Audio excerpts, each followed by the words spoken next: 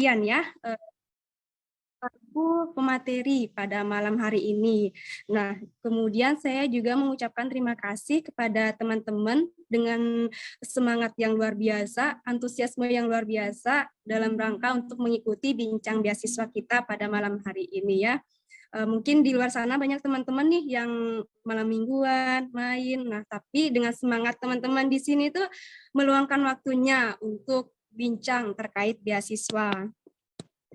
Nah, untuk mempersingkat waktu mungkin kita mulai saja ya.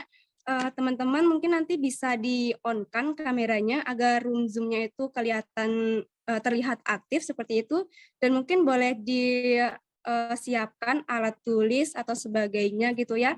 Diharapkan nanti teman-teman ketika proses bincang beasiswa ini berlanjut atau berlangsung, mohon untuk fokus mengingat bahwa materi yang kali ini adalah salah satu dokumen yang sangat penting ya untuk beasiswa.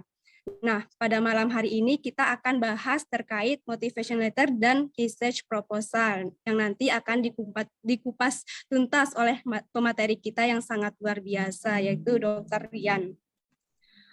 Mungkin langsung saja ya, untuk yang pertama kali kita akan mendengarkan terlebih dahulu sambutan dari Pak Rizal selaku manajer Sekolah Beasiswa Straya.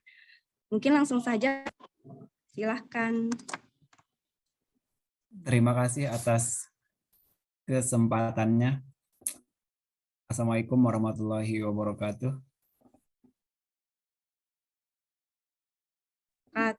Salam. Saya ucapkan selamat datang kepada Pak Doktor nih yang baru selesai ujian sidang tesis. Kebetulan dia kuliah 2 kali. S2 Magister Business Administration, MBA. Barakallah Pak Doktor, Pak Doktor, Dokter. Semoga bisa menjadi inspirasi bagi kita semua untuk tetap berjuang untuk mendapatkan apa yang kita hajatkan, terlebih lagi kuliah lanjut studi dengan beasiswa, entah itu beasiswa dari pemerintah kita yang ada di Indonesia maupun pemerintah di luar negara kita kayak Thailand, Taiwan, Jepang, Polandia, dan banyak beasiswa lain dari negara-negara Eropa. Saya ucapkan selamat datang juga kepada teman-teman peserta sekolah beasiswa dari 1 sampai dengan 6 yang sempat hadir pada malam minggu ini. Mengingat malam minggu ini ya masa-masa untuk inilah mengisi kekosongan sih sebenarnya. Tapi di tengah kesibukan atau peluangan teman-teman bisa hadir di tempat ini.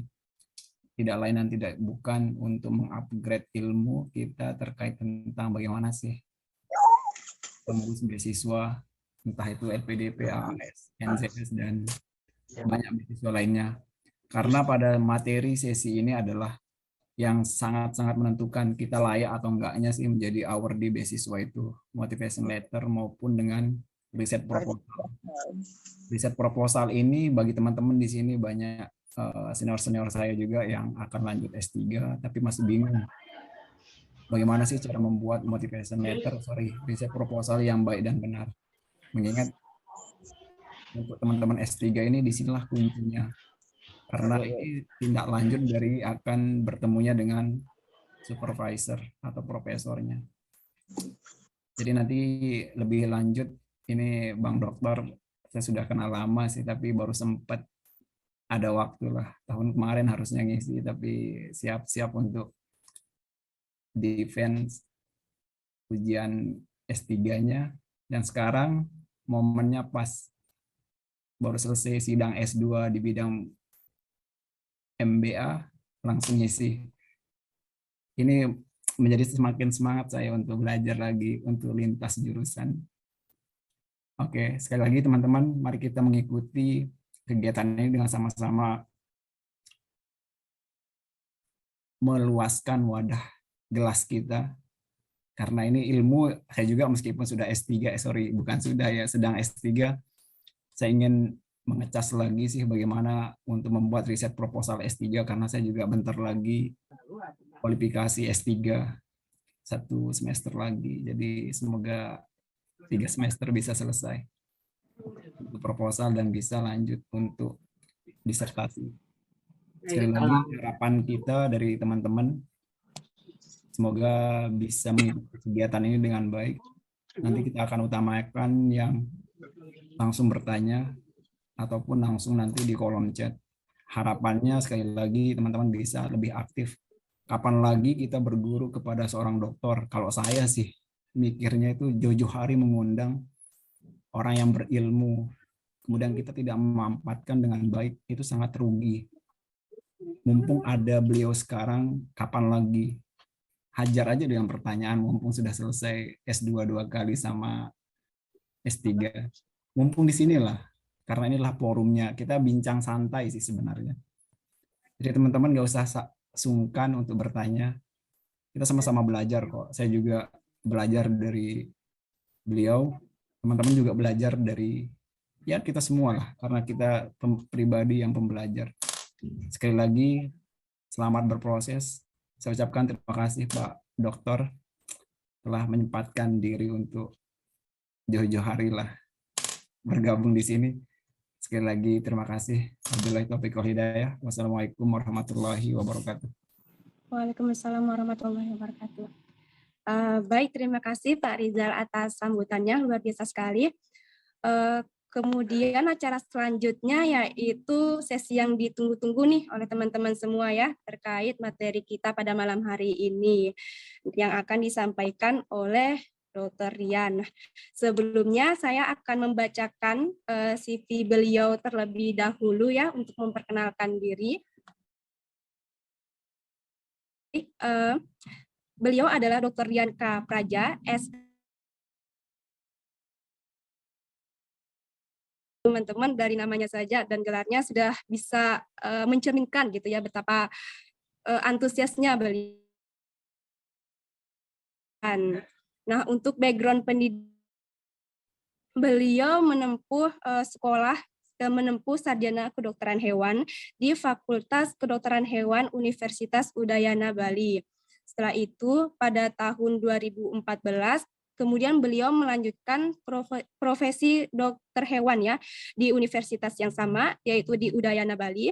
Kemudian pada tahun 2015 sampai 2017 beliau melanjutkan program S2-nya. Beliau mengambil Magister Ilmu Biomedik di Universitas Udayana Bali. Nah, setelah itu pada tahun 2018 lalu sampai 2022 beliau juga mengambil Doctor of Philosophy nih, PhD di Biomedical Science ya di Khon Kaen University Thailand. Nah, kemudian saat ini dari 2021 sampai sekarang, maksud saya dari 2021 sampai sekarang beliau mengambil Master of Business Administration atau MBA. Nah, di mana ini adalah salah satu bidang keilmuan yang bergengsi ya saat ini. Luar biasa sekali teman-teman. Nah, kemudian saat ini beliau menempuh pendidikan dengan beasiswa ASEAN GMS Scholarship ya dari Khon Kaen University. Kemudian ada juga beberapa beasiswa atau penghargaan lainnya yang beliau dapatkan seperti Scholarship for Research Publication pada tahun 2020, kemudian Travel Grant from Korean Society of Hematology, dan juga ada The Royal Golden Jubilee di PhD Program Scholarship, dan juga banyak lagi penghargaan-penghargaan lainnya yang beliau dapatkan. Luar biasa sekali pemateri kita pada malam hari ini. Kemudian untuk pengalaman kerja saat ini beliau bekerja sebagai dosen ya di Fakultas Kedokteran Universitas Palangkaraya di Kalimantan Tengah. Nah, sebelumnya juga beliau pernah menjadi doktoral research, kemudian dosen Fakultas Kedokteran Gigi dan juga dokter hewan muda di Rumah Sakit Hewan Pendidikan. Luar biasa sekali ya CV dari beliau. Termasuk saya sendiri nih sangat-sangat dimotivasi oleh profil beliau. Nah, selanjutnya langsung saja kita persilakan kepada Dr. Rian untuk menyampaikan materi nih, mengupas tuntas tentang motivation letter dan juga proposal riset. Mungkin waktu dan tempat saya persilahkan kepada Dr. Rian. Silakan. Terima kasih moderator sudah memperkenalkan saya kepada peserta. Sebelumnya saya ucapkan terima kasih ya ke Pak Manajer Straya Institute, Bang Rizal M. Suhardi yang sudah mengajak saya. Jadi sebelumnya tahun lalu beliau kontak saya untuk kita sharing lah juga. Kayaknya itu di sekolah beasiswa juga ya Bang ya, tahun lalu ya. Iya, Cuman memang tinggi, cuman memang karena waktunya mungkin ya belum pas, jadinya memang belum bisa meramaikan kegiatan di sekolah beasiswa 4. Nah kebetulan saya sama istri saya lagi bisa di waktunya cocok gitu ya. Jadi minggu lalu istri saya ngisi di CV, kemudian sekarang saya mengisi di motivation letter and research proposal gitu.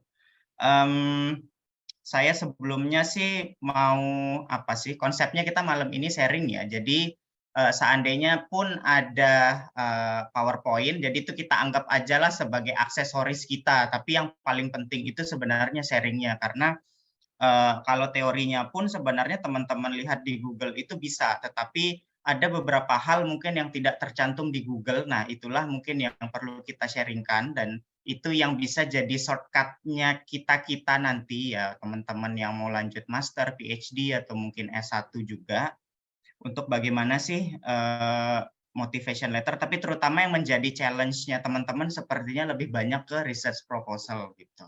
Itu sih sepertinya ya, kalau saya rata-rata bantu teman-teman yang apply ke luar negeri, rata-rata memang agak tricky di part itu. Kemudian sebelum saya masuk ke materi saya mau sedikit memberikan insight mungkin ya buat teman-teman yang mau lanjut studi ke luar negeri, terutama terkait mungkin dengan linearitas ya. Jadi ini salah satu topik yang paling sering ditanyakan orang-orang gitu. Jadi saya adalah contoh orang yang murtad mungkin ya. Jadi saya sekolahnya itu tadi CV-nya sudah dibacakan ya. Kalau dilihat detail itu sekolah saya dari satu tingkat ke tingkat selanjutnya sampai sekarang pun itu tidak ada yang berhubungan sebenarnya. Nah, banyak dari teman-teman mungkin yang agak khawatir. Misalnya nih saya S1 biologi nih, aduh S2 nih harus biologi nih gitu, biar nanti bisa gampang cari kerja atau apa. Nah, itu mungkin menurut beberapa orang, tetapi menurut saya itu bebas-bebas saja. Mungkin kalau orang mau lanjut biologi nggak ada masalah, tapi kadang-kadang mungkin ketika kita, itu sebagai contoh ya, tapi kadang-kadang mungkin ketika kita mau apply suatu program, kadang-kadang program yang kita inginkan tuh nggak dibuka oleh universitas. Kadang-kadang yang buka itu program lain, yang tapi mungkin bisa relate sama kita, tapi mungkin gara-gara kita khawatir, kita nggak jadi apply program itu gitu. Nah, misalnya seperti saya itu adalah seorang dokter hewan. Tapi saya S2-nya lanjut ke kedokteran manusia. Jadi dari situ aja mungkin udah agak ganjil nih gitu.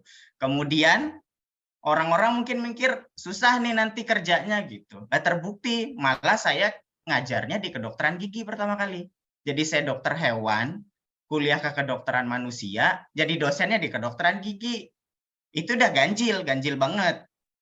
Terus setelah itu, setelah saya lulus ngajar di kedokteran gigi, saya lanjut sekolah S3 ke Thailand, yang bidangnya jauh berbeda dari bidangnya saya pelajari di S1 dan S2. Jadi di S1 saya kan dokter hewan, jadi biasanya ya pasti fokus tentang kesehatan hewan. Ketika saya lanjut S2, itu di bidang mikrobiologi kedokteran, itu saya belajar penyakit infeksi manusia. Jadi udah agak geser-geser nih, udah agak lain nih, gitu. Pas S3 saya belajar penuaan manusia, udah makin jauh lagi gitu. Dan yang paling parahnya, sekarang saya S2 di bidang Master of Business Administration yang nggak ada sama sekali hubungannya gitu loh. Nah, mungkin nanti teman-teman yang penasaran kira-kira bagaimana sih caranya kita kalau mau mungkin menulis kayak motivation letter atau mungkin proposal yang sifatnya lintas jurusan yang kira-kira kita nggak punya background-nya seperti apa, mungkin itu sih yang bakal menarik nanti untuk kita diskusikan di belakang. Karena mungkin kalau untuk menulis proposal yang sifatnya inline dengan S1, S2 kita, saya rasa teman-teman udah punya background knowledge ya, jadi relatif gampang untuk mengembangkan ide gitu ya, bagaimana sih menuangkannya, tapi gimana sih nulis motivation letter yang sama sekali pendidikan sebelumnya nggak nyambung dengan apa yang akan di-apply, prestasi sebelumnya pun juga pasti nggak ada urusannya, kayak saya nggak ada urusannya dengan bisnis, kemudian knowledge-nya bisnis juga pasti nggak punya gitu, tapi berani apply bisnis dan dapat beasiswa bisnis, mungkin itu agak sesuatu yang menarik ya kita diskusikan. Jadi itu sedikit dari saya. Jadi teman-teman nanti ketika ada kesempatan beasiswa, walaupun itu bukan program yang inline dengan S1, S2 kita, maksudnya nggak sejajar gitu ya, nggak linear gitu, nggak apa-apa, di-apply aja, karena nanti kalau urusan kerja, teman-teman nggak usah khawatir, karena bagaimanapun itu kan rezeki itu udah ada yang atur ya. Jadi bagaimana sekarang itu kita upgrade kualitas diri, kita upgrade kapasitas diri kita dengan ilmu, jadi dari situlah kita nanti bakal mendapat rezeki gitu loh. Seperti saya tadi yang saya ceritakan, saya dokter hewan malah dosen di kedokteran gigi. Jadi rezeki saya jadi dosen di kedokteran gigi. Sekarang saya ASN jadi dosen di fakultas kedokteran gitu. Jadi yang benar-benar jauh dari bayangan saya dulu gitu. Nah, itu adalah berkat ya keberanian saya banting setir itulah gitu. Oke, begitu aja pengantar saya ya. Jadi teman-teman nggak usah khawatir, walaupun nggak sesuai dengan background S1-nya, dicoba aja, karena rezeki nggak akan kemana. Karena saya sudah memurtadkan banyak orang, jadi mereka S1-nya apa, S2-nya apa, itu udah banyak banget saya buat orang-orang kesasar, tapi setelah mereka kesasar dan keterima beasiswa, mereka have fun, senang-senang aja, dan mereka sudah punya visi yang jelas nanti ketika lulus seperti apa. Jadi itu yang penting. Jadi dari saya itu, kemudian sekarang kita masuk ke materinya. Jadi kalau materi PowerPoint ini jangan dianggap serius, tapi yang paling serius nanti ketika kita diskusi. Ini cuman sekedar pijakan awal lah, biar kita refresh bersama terkait bagaimana sih motivation letter dan juga menulis proposal. Saya izin share screen ya. Ini sudah bisakah? Share screen. Bisa?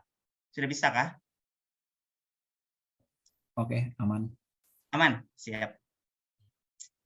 Jadi saya terlihat kah? Terlihat. Bisa terlihat, Pak.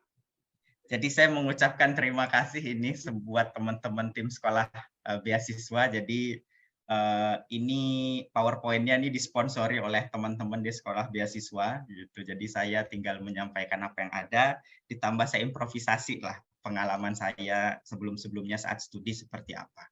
Jadi kita start dari motivation letter and study plan. Jadi mohon izin moderator, saya menyampaikan PowerPoint berapa menit nggih, biar nggak offside ini waktunya.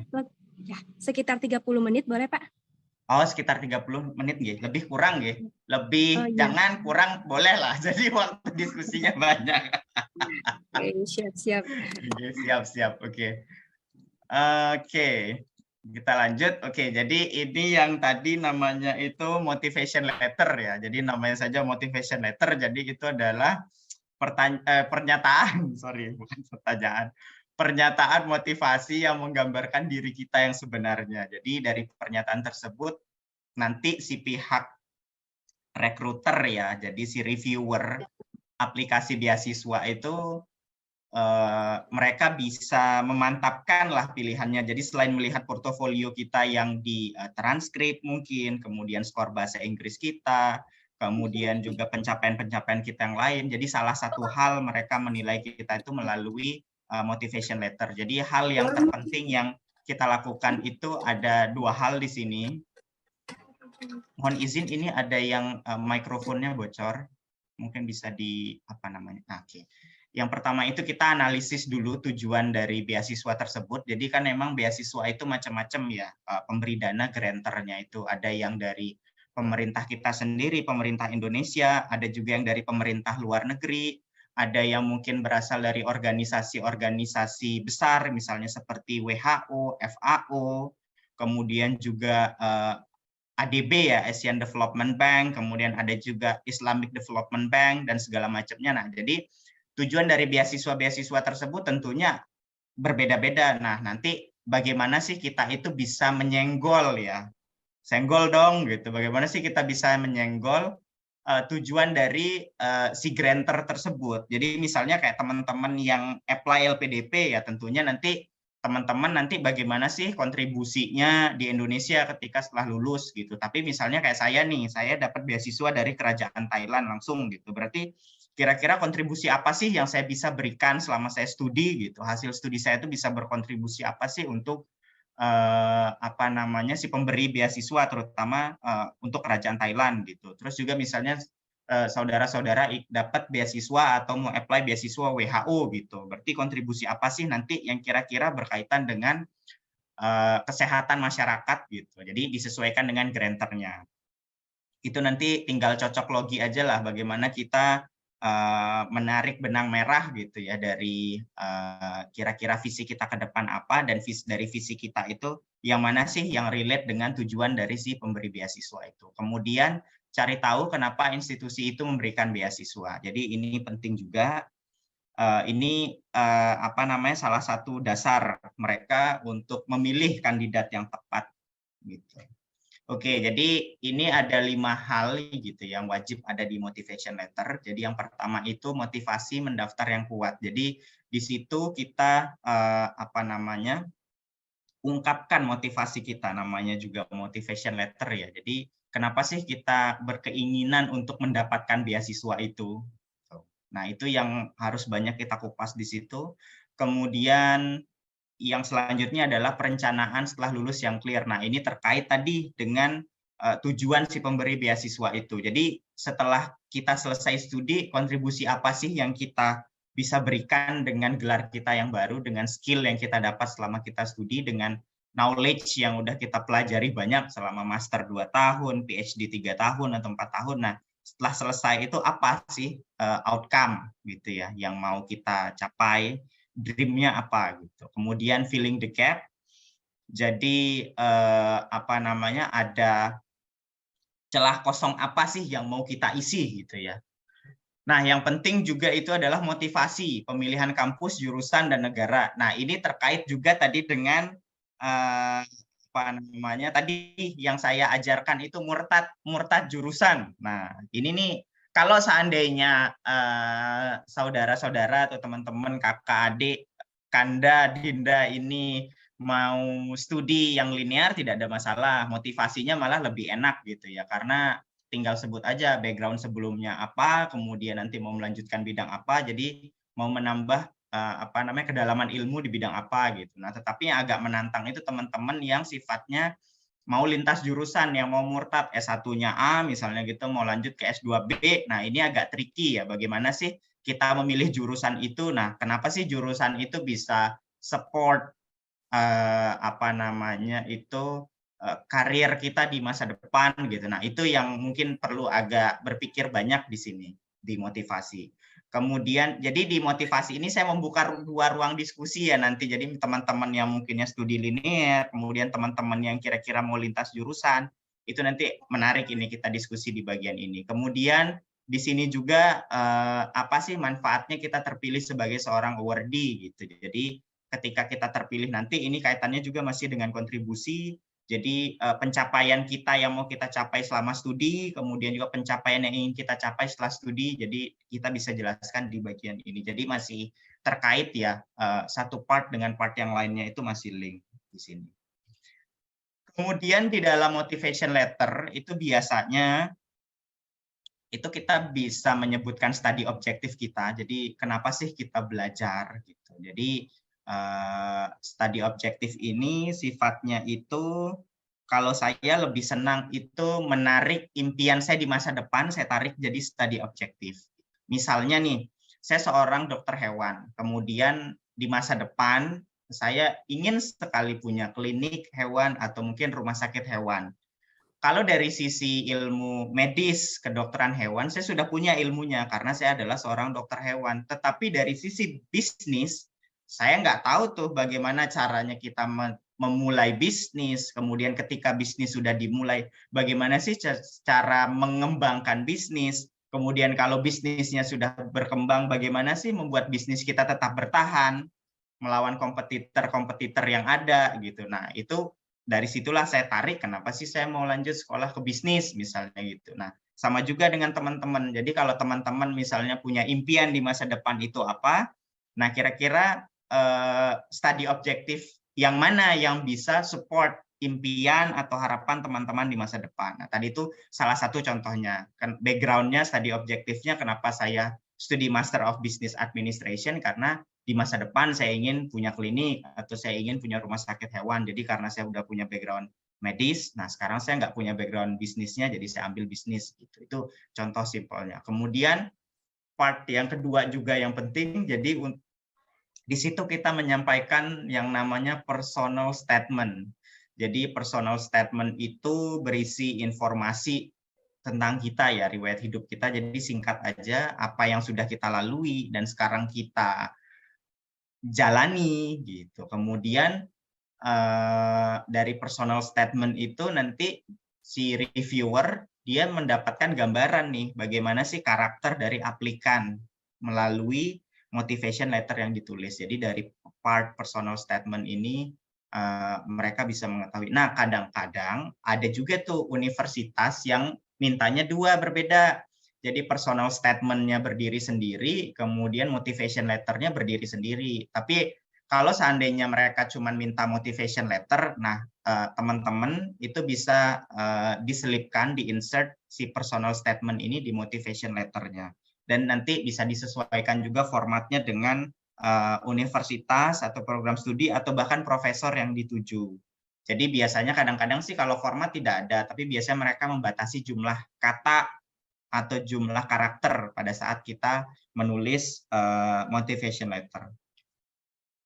Kemudian yang terkait, kita masuk lebih dalam ya, terkait dengan personal statement, apa sih yang harus ada di personal statement itu? Jadi yang pertama itu tentang diri kita sendiri gitu. Jadi yang namanya personal tentu person ya, perseorangan, dan ini harus ditulis dengan jujur. Jadi bagaimana sih riwayat pendidikan kita, kemudian publikasi, kemudian prestasi. Jadi ini itu seperti CV kita yang kita bikin dalam bentuk kalimat dan kita omitting berkali-kali. Jadi semakin singkat dan padat gitu. Jadi kita bisa ambil yang poin-poinnya yang bisa di-highlight nanti sama si reviewer. Karena di saat yang bersamaan juga pasti kita akan submit CV kita ya pada saat kita apply beasiswa biasanya. Jadi kita bisa highlight yang penting-penting di sini. Kemudian pengalaman tadi yang saya bilang, apa yang pernah kita lakukan dan sekarang apa yang sedang kita lakukan gitu. Jadi teman-teman bisa tulis pengalaman kerjanya, kemudian jenis pekerjaan, lama dan tugasnya bagaimana gitu. Jadi disampaikan di situ. Kemudian yang paling penting juga tidak kalah pentingnya itu terkait deskripsi rencana masa depan. Jadi ketika kita sudah menulis masa lalu kita seperti apa gitu ya, riwayat pendidikan, publikasi, prestasi, pencapaian lainnya di masa lalu, kemudian sekarang di titik sekarang sedang ngapain. Nah, kemudian kita melangkah ke masa depan. Di masa depan tuh mau ngapain sih, kontribusinya apa sih gitu di masa depan. Jadi dengan kita punya impian mau jadi apa, mau ngapain di masa depan, nah dari situ kita bisa tarik yang tadi study objektif atau kenapa sih program studi itu bisa support apa yang kita inginkan di masa depan gitu. Nah kemudian yang paling penting juga langkah-langkah mewujudkan rencana masa depan. Jadi kita bisa uraikan tentang skill atau ilmu pengetahuan yang dibutuhkan. Jadi ini masih relate banget dengan alasan kenapa sih kita memilih suatu program studi. Seperti yang tadi saya contohkan terkait kenapa sih saya seorang dokter hewan bisa kesasar di Master of Business Administration. Jadi salah satu dasarnya itu ini.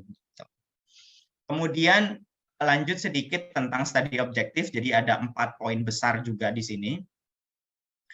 Jadi yang pertama itu kita jelaskan program yang kita mau apply itu apa. Kemudian di situ itu kita jelaskan kenapa tertarik. Nah, kenapa tertariknya itu pasti masih ngeling dengan yang tadi yang saya sampaikan. Jadi dream-nya kita itu apa di masa depan, kemudian kita pengen menjadi apa di masa depan, pasti akan bisa nyambung dengan di sini. Nah, biasanya orang-orang itu kadang-kadang ketika menulis motivation letter, study objektif, kadang-kadang itu yang kurang kuat reason-nya itu, reason-nya why. Jadi mereka tuh cuma bilang, I would like to apply for study programnya apa, tapi mereka itu nggak menyebutkan secara spesifik dream atau ambisi yang mau dicapai di masa depan gitu. Nah kalau ditambahkan aja 1 atau 2 kalimat ambisi di masa depan, yang ngeling dengan program studinya tentu akan semakin kuat dan semakin panas gitu ya reviewer ketika membaca motivation letternya, jadi semakin kuat gitu. Jadi sebisa mungkin memang harus alur cerita ketika menulis motivation letter itu memang harus terhubung satu sama lainnya. Jadi jangan sampai ada sesuatu yang terlihat berdiri sendiri, jadi kayak seperti benda asing gitu di motivation letter gitu. Jadi ini yang mungkin itulah kenapa mungkin teman-teman juga perlu mentoring ya di Straya Institute. Saya bantu promo ini teman-teman Straya Institute.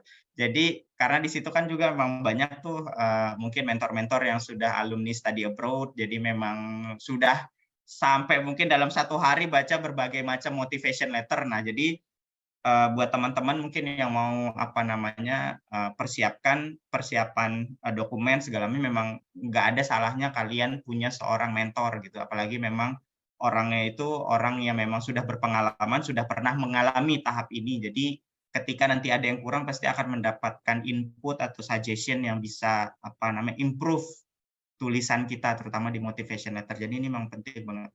Kemudian selanjutnya itu di study objektif itu biasa kita juga bisa kaitannya dengan rencana penelitian. Jadi kita bisa mendeskripsikan rencana riset yang dilakukan saat studi. Jadi kalau di sini sih bahasanya angkat topik-topik yang menjadi concern kita selama ini. Tetapi yang mau saya highlight di sini adalah ketika kita mau apply study abroad, biasanya di luar negeri ya. Jadi kalau teman-teman yang mau studi S2 atau S3 di luar negeri, itu memang kalau saya pribadi lebih menyarankan teman-teman untuk memiliki advisor terlebih dahulu. Jadi punya calon pembimbing lah gitu. Nah, ketika teman-teman punya calon pembimbing, teman-teman akan mudah nanti untuk mengarahkan rencana penelitiannya itu mau penelitian apa. Jadi di luar negeri itu biasanya advisor itu biasanya mendapatkan hibah dari negara atau hibah dari organisasi-organisasi tertentu, jadi dapat dana hibah. Nah, yang menjalankan hibah penelitian itu nanti biasanya mahasiswa. Nah, biasanya kalau teman-teman punya rencana penelitian yang ngeling dengan pembimbingnya teman-teman, itu akan lebih mudah nanti. Kenapa? Yang pertama dari sisi kedalaman itu udah pasti kedalamannya pas. Karena langsung yang membimbing kita dalam menyiapkan judul ini emang udah calon pembimbing kita di sana. Yang kedua nanti beliau udah pasti kalau sudah punya calon mahasiswa bimbingan, ketika kita daftar beasiswa pasti dia akan bela mati-matian tuh gimana caranya kita bisa dapat beasiswa di situ. Jadi itu salah satu tips dan trik ya untuk mendesain rencana penelitian kalau teman-teman agak kebingungan. Jadi salah satu caranya, shortcutnya itu cari advisor. Tapi kalau cara manualnya, ya sama seperti kita dulu mungkin pada saat kita sedang mencari ide skripsi atau mencari ide tesis, ya biasa melalui reading ya. Jadi kita literatur review dulu, kemudian kita temukan gap. Ada masalah apa sih sekarang di bidang yang akan kita pelajari, kurangnya di bagian mana yang akan kita isi gitu. Nah, itu biasanya akan memakan waktu yang agak panjang, kemudian juga belum tentu bisa terlaksana ketika teman-teman nanti keterima beasiswa. Karena yang tadi saya bilang, pembimbing itu biasanya udah dapat dana hibah dari negaranya atau dari organisasi-organisasi tertentu. Jadinya ketika kita sampai sana ketemu pembimbing baru, biasanya judulnya ganti gitu. Jadi biar nggak kerja 2 kali, itu salah satu caranya. Oke. Kemudian selanjutnya skill dan pengetahuan yang dapat menunjang studi. Jadi jelaskan apa saja skill yang akan dimiliki agar menunjang studi. Nah, mungkin teman-teman yang tadinya itu linear, S1-nya A, S2A, S3-nya mau jurusan A, nggak ada masalah. Skill-nya udah dapat itu, malah makin tinggi pendidikannya, makin dalam skill-nya. Teman-teman yang mau murtad nih pasti bingung. Misalnya background-nya fisika, pengen S2 bisnis, atau mungkin pengen S2 komunikasi, aduh, skill apa yang saya tulis ya? Masa saya tulis skill misalnya spektrometri gitu misalnya, atau saya tulis skill misalnya biologi molekuler, kan nggak nyambung ya. Nah, ini nanti ada hack-nya ya. Kalau saya sih kemarin karena saya memang bukan background bisnis, dan ketika saya apply murtad yang tadi itu, ada nih tipsnya. Jadi teman-teman itu sekarang kan ada banyak tuh seminar-seminar atau mungkin yang sifatnya online kelas ya, MOOC, jadi kelas yang sifatnya massal, teman-teman bisa register, kemudian teman-teman bisa pilih kelas, terus teman-teman baca modul, ujian nanti dapat sertifikat, banyak yang gratis tuh. Nah, salah satu untuk dapat pengetahuan atau skill, teman-teman bisa ambil itu. Jadi misalnya kayak saya nih, saya dulu sempat ngambil kelas marketing, sempat ambil kelas proses di bisnis sebelum saya apply beasiswa. Nah, saya ambil kelas itu gratisan online. Jadi teman-teman bisa browsing, cari kelas gratisan yang kira-kira ada sertifikatnya nanti. Nah, itu teman-teman nanti bisa tulis di CV-nya teman-teman. Jadi walaupun teman-teman background-nya A, pengen apply B, teman-teman nggak kosongan kok dibaca di CV. Oh, ternyata dia pernah loh belajar proses, dia pernah loh belajar marketing gitu. Jadi itu salah satu tips dan triknya ya. Walaupun kita nggak paham-paham banget sih waktu ngambil kelasnya nggak paham-paham banget, tapi at least hitam di atas putih kita pernah mengambil bidang itu gitu. Walaupun kita hanya belajar superficial, kulit-kulitnya aja nggak ada masalah. Kemudian yang paling penting juga kalau mau study abroad ya, kenapa milih negara itu? Atau enggak, kenapa milih universitas itu? Kenapa pilih program studi itu? Kenapa enggak yang lain gitu? Karena kadang-kadang program studi itu kadang-kadang seperti di Konken University ya, Master of Business Administration itu ada 8 program studi di Konken University. Jadi sampai ditanya kenapa ambil MBA-nya kami, kenapa enggak ambil MBA yang lain? Ada 8 loh di sini gitu. Nah, itu yang teman-teman mungkin perlu cari tahu juga ya. Sama juga mungkin kayak apa tadi Ibu moderator, beliau microbiology ya gitu. Nah, microbiology ada banyak. Ada microbiology yang agriculture, pertanian, ada yang medical microbiology, ada juga food microbiology. Nah, jadi mungkin di situ sih kenapa ambil yang kami gitu, kenapa nggak ambil yang lain. Nah, itu teman-teman bisa justify sendiri kenapa sih milih itu. Kemudian yang kalau negara juga mungkin teman-teman bisa mempertimbangkan banyak hal lah, misalnya seperti mungkin biaya hidup yang murah, atau mungkin culture-nya yang relatif mirip dengan negara kita, atau mungkin teman-teman pengen belajar culture baru, segala macam itu teman-teman bisa explore sendiri. Kemudian tadi itu bisa membandingkan kualitas program tersebut, itu salah satu alasan lah kenapa kita milih suatu program. Misalnya kayak yang tadi program MBA banyak, kenapa sih pilih MBA yang International Business Management? Kayak gitulah. Jadi sebenarnya sih pinter-pinternya kita main cocok logi dan bermain kata-kata sih kalau nulis motivation letter ini.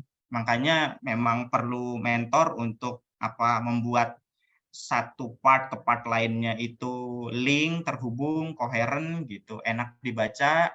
Satu part dengan part yang lainnya itu tidak ada yang terputus gitu. Ini konten dari studi objektif. Kemudian tips menulis esai. Tipsnya normatif tapi sangat penting. Yang pertama, buatlah esai yang ringkas dan mudah dipahami. Inilah salah satu alasan kenapa kita perlu punya mentor. Jadi biasanya kadang-kadang sistem di motivation letter itu macam-macam ya. Ada yang sebuah universitas minta kita menulis di PDF, ada yang cuma minta nulis di dokumen, ada yang kita dikasih box tersendiri, atau mungkin ada yang sistemnya online, kita masukin di box gitu. Nah, itu teman-teman biasanya sih mereka batasi jumlah katanya, karena yang namanya aplikasi beasiswa itu bukan cuma kita yang daftar, bisa ribuan orang yang daftar. Jadi otomatis biasanya jumlah kata itu ditentukan. Nggak mungkin kita nulis banyak-banyak, mereka pasti akan skip gitu. Jadi biasa kita nulis singkat, padat, jelas, nonjok gitu. Nah, itu yang alasan utama kenapa harus ada mentor. Kemudian pilih style menulis. Nah, style menulis ini biasanya akan dimiliki oleh orang-orang yang sering menulis gitu ya. Jadi kalau seandainya kita kan misalnya biasanya kalau study abroad sudah pasti pakai bahasa Inggris ya. Jadi kalau orang-orang yang tahap baru belajar grammar, mungkin penulisannya subject, verb, object, kemudian adverb gitu, standar gitu. Tetapi biasanya kalau orang yang sudah sering menulis, maka style penulisannya itu advance. Akan banyak style-style penulisan yang diterapkan, walaupun hanya menulis satu page ya, one page motivation letter, pasti di dalam situ tuh akan banyak style-style penulisan yang diterapkan. Jadi ada yang di omitting lah namanya, ada abridgment lah, ada apalah macam-macam gitu, ada yang dibolak-balik lah gitu, ada yang vocabnya diganti-ganti lah biar nggak bosen gitu. Nah, itu juga kenapa kita pentingnya punya mentor. Kemudian hitam dikit petanya. Idenya terstruktur dan tujuan jelas. Jadi yang tadi saya bilang, jadi memang harus terstruktur, satu sama lain saling terhubung, dan usahakan jangan ada sesuatu yang berdiri sendiri. Jadi usahakan semuanya terhubung. Kemudian kita juga harus mengembangkan kemampuan menganalisa dan menyampaikan ide dengan banyak membaca.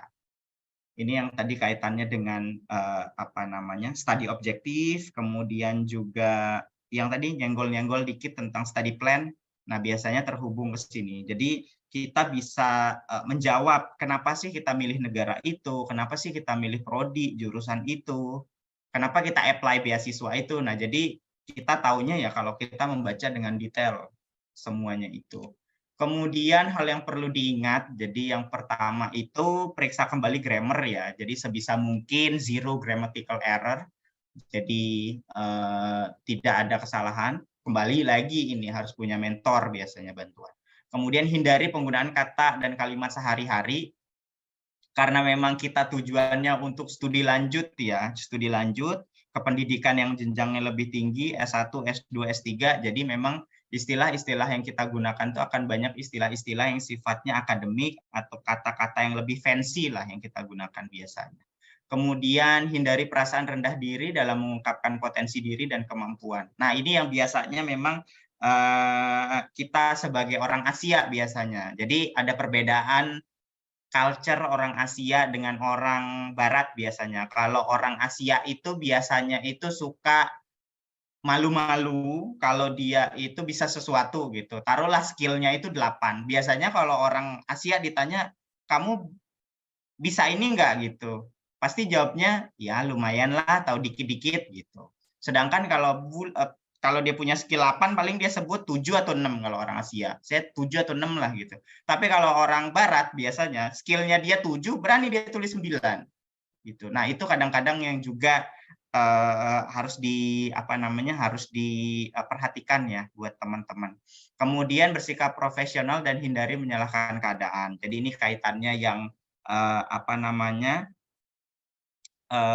nanti di motivation letter itu kadang-kadang kita akan mention permasalahan biasanya. Misalnya teman-teman misalnya kayak saya dulu ketika saya PhD itu, jadi permasalahan yang ada gitu di Indonesia ketika saya apply di Chulalongkorn. Jadi sebelum saya ke Konken, saya diterima di Chulalongkorn. Jadi di Chulalongkorn dulu itu saya mengembangkan vaksin DNA untuk leptospirosis ya. Jadi itu penyakit yang menyebabkan gagal ginjal. Jadi saya mention permasalahan yang ada di Indonesia. Jadi Indonesia itu sering banjir. Nah, ketika banjir itu kan nanti banjir, kencing tikus segala macam itu berkumpul jadi satu kan di air. Nah, itulah nanti yang menyebabkan orang terinfeksi kemudian gagal ginjal. Nah, jadi saya sebutkan masalah itu, dan setelah itu saya tawarkan diri saya sebagai solusi. Saya akan meneliti vaksin leptospirosis gitu. Nah, jadi kita nggak cuma menyalahkan keadaan banjir itu, tapi kita juga memberikan solusi. Kira-kira apa sih kontribusi kita terhadap masalah yang kita punya gitu. Kemudian hindari topik yang kontroversial dan pendapat yang keras. Jadi yang normatif-normatif saja.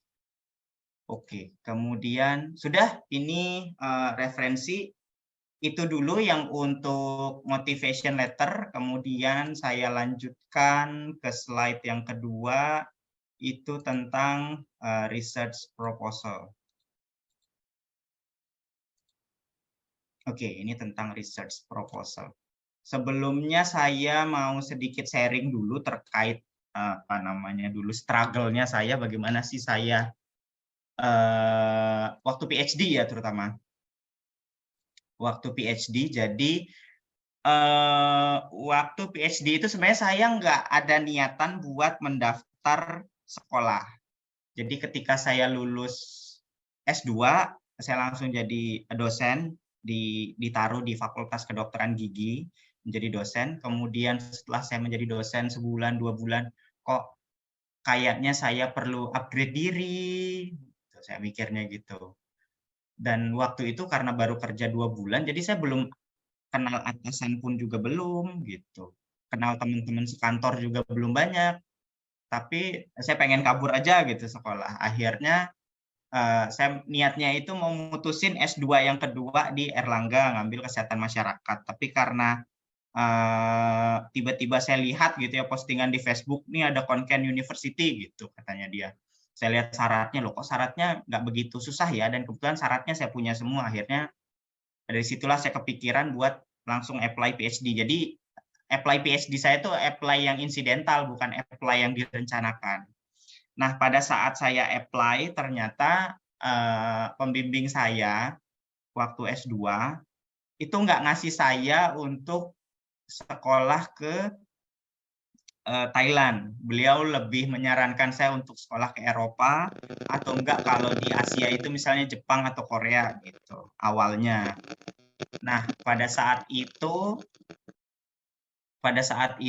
karena beliau tidak mau menandatangani rekomendasi, akhirnya saya tetap minta kesediaan beliau, ayolah dok, saya ditandatangan nih rekomendasi saya, toh juga belum tentu keterima, saya bilang gitu kan.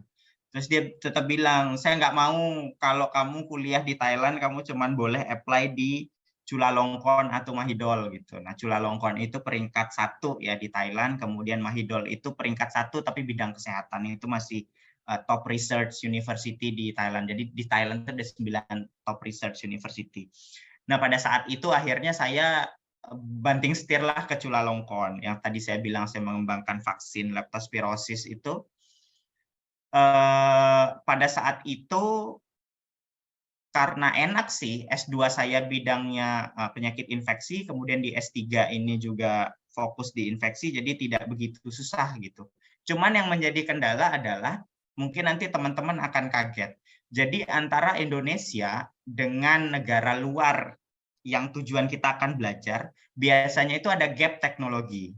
Nah, biasanya negara luar itu akan lebih advance daripada negara kita. Jadinya standar riset yang mereka punya itu jauh-jauh lebih tinggi dari standar riset yang ada di negara kita. Biasanya seperti itu. Apalagi teman-teman misalnya mau apply ke Eropa atau apply ke Amerika atau ke Australia. Jangankan jauh-jauh, ke Thailand aja saya agak ngerasa itu gapnya jauh gitu. Nah, itu mungkin kadang-kadang yang akan jadi challenge teman-teman ketika teman-teman menulis proposal. Jadi mungkin di Indonesia kadang-kadang kita mungkin apa ya, kalau saya bilang misalnya kalau ada 1 sampai 100 misalnya gitu. Di Indonesia misalnya kita menulis kedalaman proposal sampai 70 misalnya gitu untuk apply beasiswa itu oke. Nah, sedangkan di luar negeri 70 itu belum cukup kedalaman. Mungkin mereka mintanya 80 atau 90.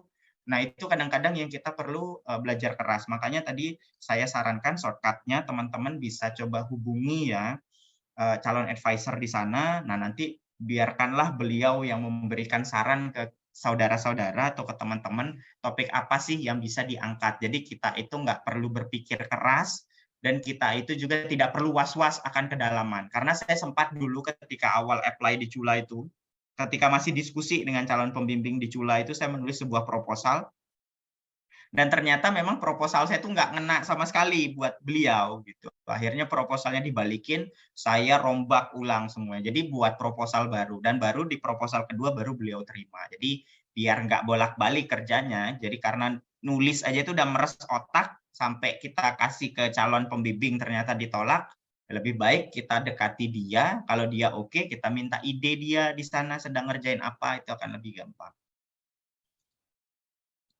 Oke, jadi terkait proposal ya, research proposal, jadi itu adalah dokumen singkat yang berisi rencana seseorang untuk dilakukan. Jadi ketika kita nanti keterima master atau PhD di luar negeri, ini loh yang akan saya kerjakan.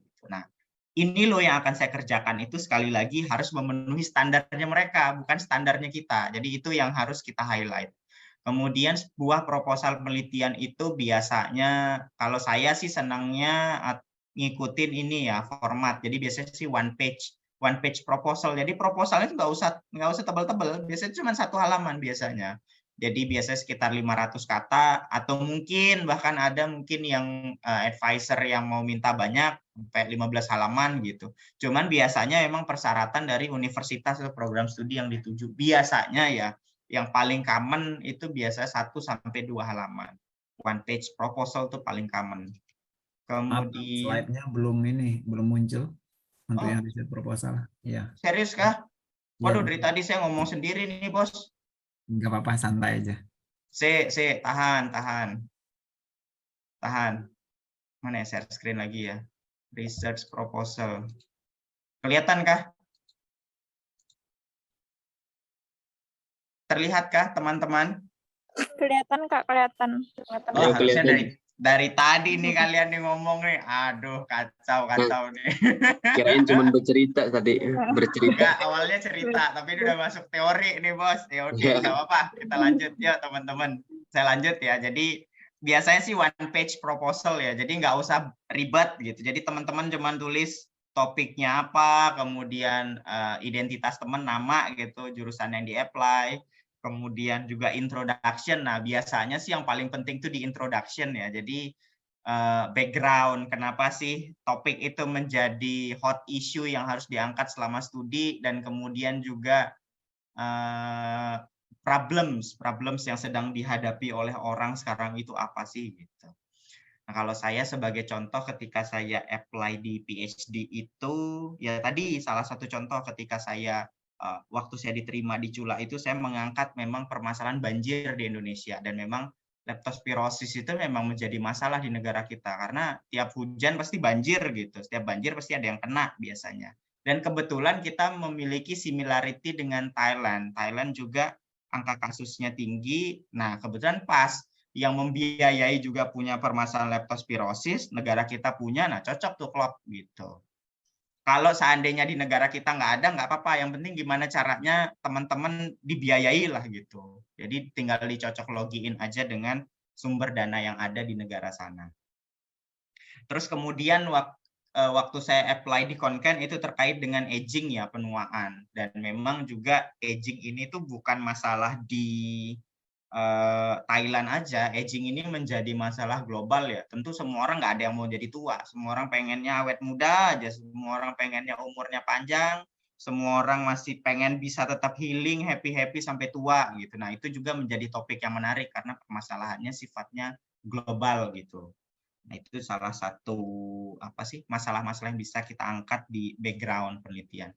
Kemudian untuk ini ya, kriteria, jadi ada 5 step, tapi ini sebenarnya normatif aja, jadi teman-teman juga udah tahu, dan ini pun deskripsi teman-teman pasti mengerjakan ini, atau teman-teman yang sudah tesis di S2 pasti sudah tahu lah ini, kita cuma refresh aja ya. Jadi yang pertama, judul penelitian harus tegas dan menarik, itu yang paling penting ya, karena yang dilihat judul yang paling atas. Kemudian background, latar belakang harus jelas dan mendukung. Jadi kita kalau memilih suatu permasalahan jangan yang nanggung-nanggung, pilih aja permasalahan yang gede gitu. Tapi yang kira-kira kita bisa kontribusikan selama kita studi, dan permasalahan itu memang benar-benar signifikan gitu. Kemudian pernyataan penelitian atau research statement atau thesis statement itu disampaikan dengan tegas dan jelas. Jadi dia memang harus nge-link ya antara background kemudian nanti research statement. Kemudian harus ada justification, justify kenapa sih penelitian ini penting dilakukan. Jadi semuanya itu masih terhubung ini kayak lingkaran setan sebenarnya. Sebenarnya yang 5 ini tuh harusnya muter lagi dia, bukan keluar ini.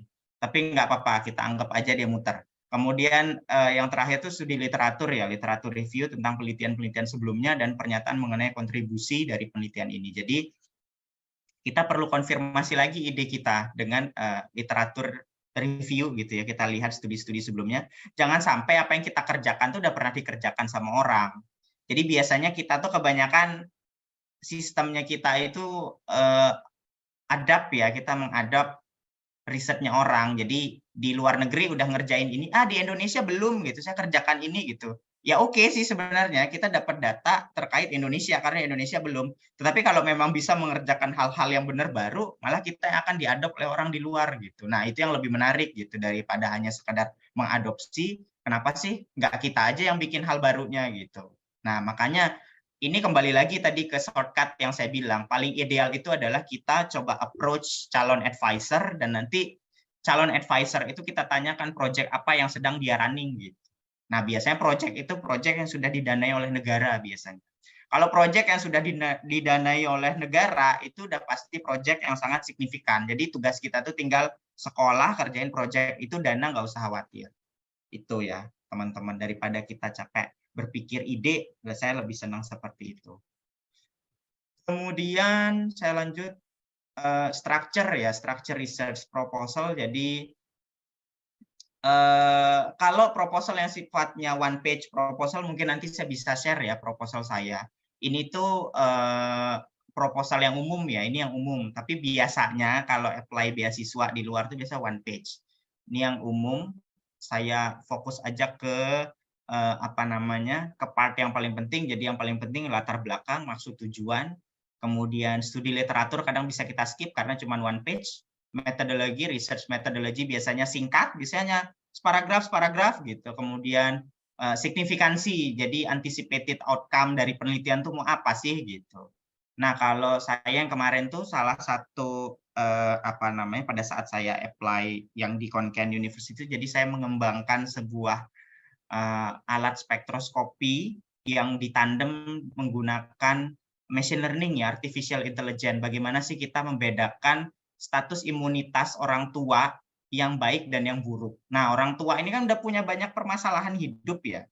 Imunitasnya turun, kemudian juga biasa mereka suka mengalami kesendirian, anaknya udah pada merantau di mana, kesehatannya menurun segala macam gitu. Nah, salah satu masalahnya itu adalah imunitas yang menurun. Nah, saya mengembangkan suatu alat yang ditandem dengan artificial intelligence untuk bedain, ini loh orang tua yang imunitasnya bagus, ini loh orang tua yang imunitasnya buruk. Nah, kalau kita punya alat itu berarti kan kita tinggal memberikan saran ke orang tua itu, bagaimana sih meningkatkan imunitasnya dia biar mungkin tubuhnya jadi kebal terhadap penyakit. Jadi itu sih yang saya kembangkan dulu pada saat saya apply PhD. Saya mengembangkan sebuah alat gitu ya untuk mendeteksi status imunitas orang tua. Jadi yang paling penting juga ini untuk pembeda ya, study master dan juga PhD itu adalah kontribusi yang unik baru yang ditunjukkan dari topik, metodologi, data, dan fakta baru, serta interpretasi hasil. Ini sebenarnya penjelasan yang normatif ya, tapi realnya ketika nanti teman-teman studi S2 atau S3 di luar negeri, kadang itu nggak ada bedanya kedalaman S2 dan S3. Kadang S2 tuh kedalamannya sampai kita tenggelam kadang-kadang. Kalau saya lihat tesis teman-teman di departemen, ya Tuhan ini mah udah setara S3, saya bilang. Jadi kadang nggak ada bedanya. Kenapa? Tadi saya bilang kembali lagi, jadi kita itu di luar negeri itu kerja biasanya di bawah profesor, dan profesor itu sudah punya dana.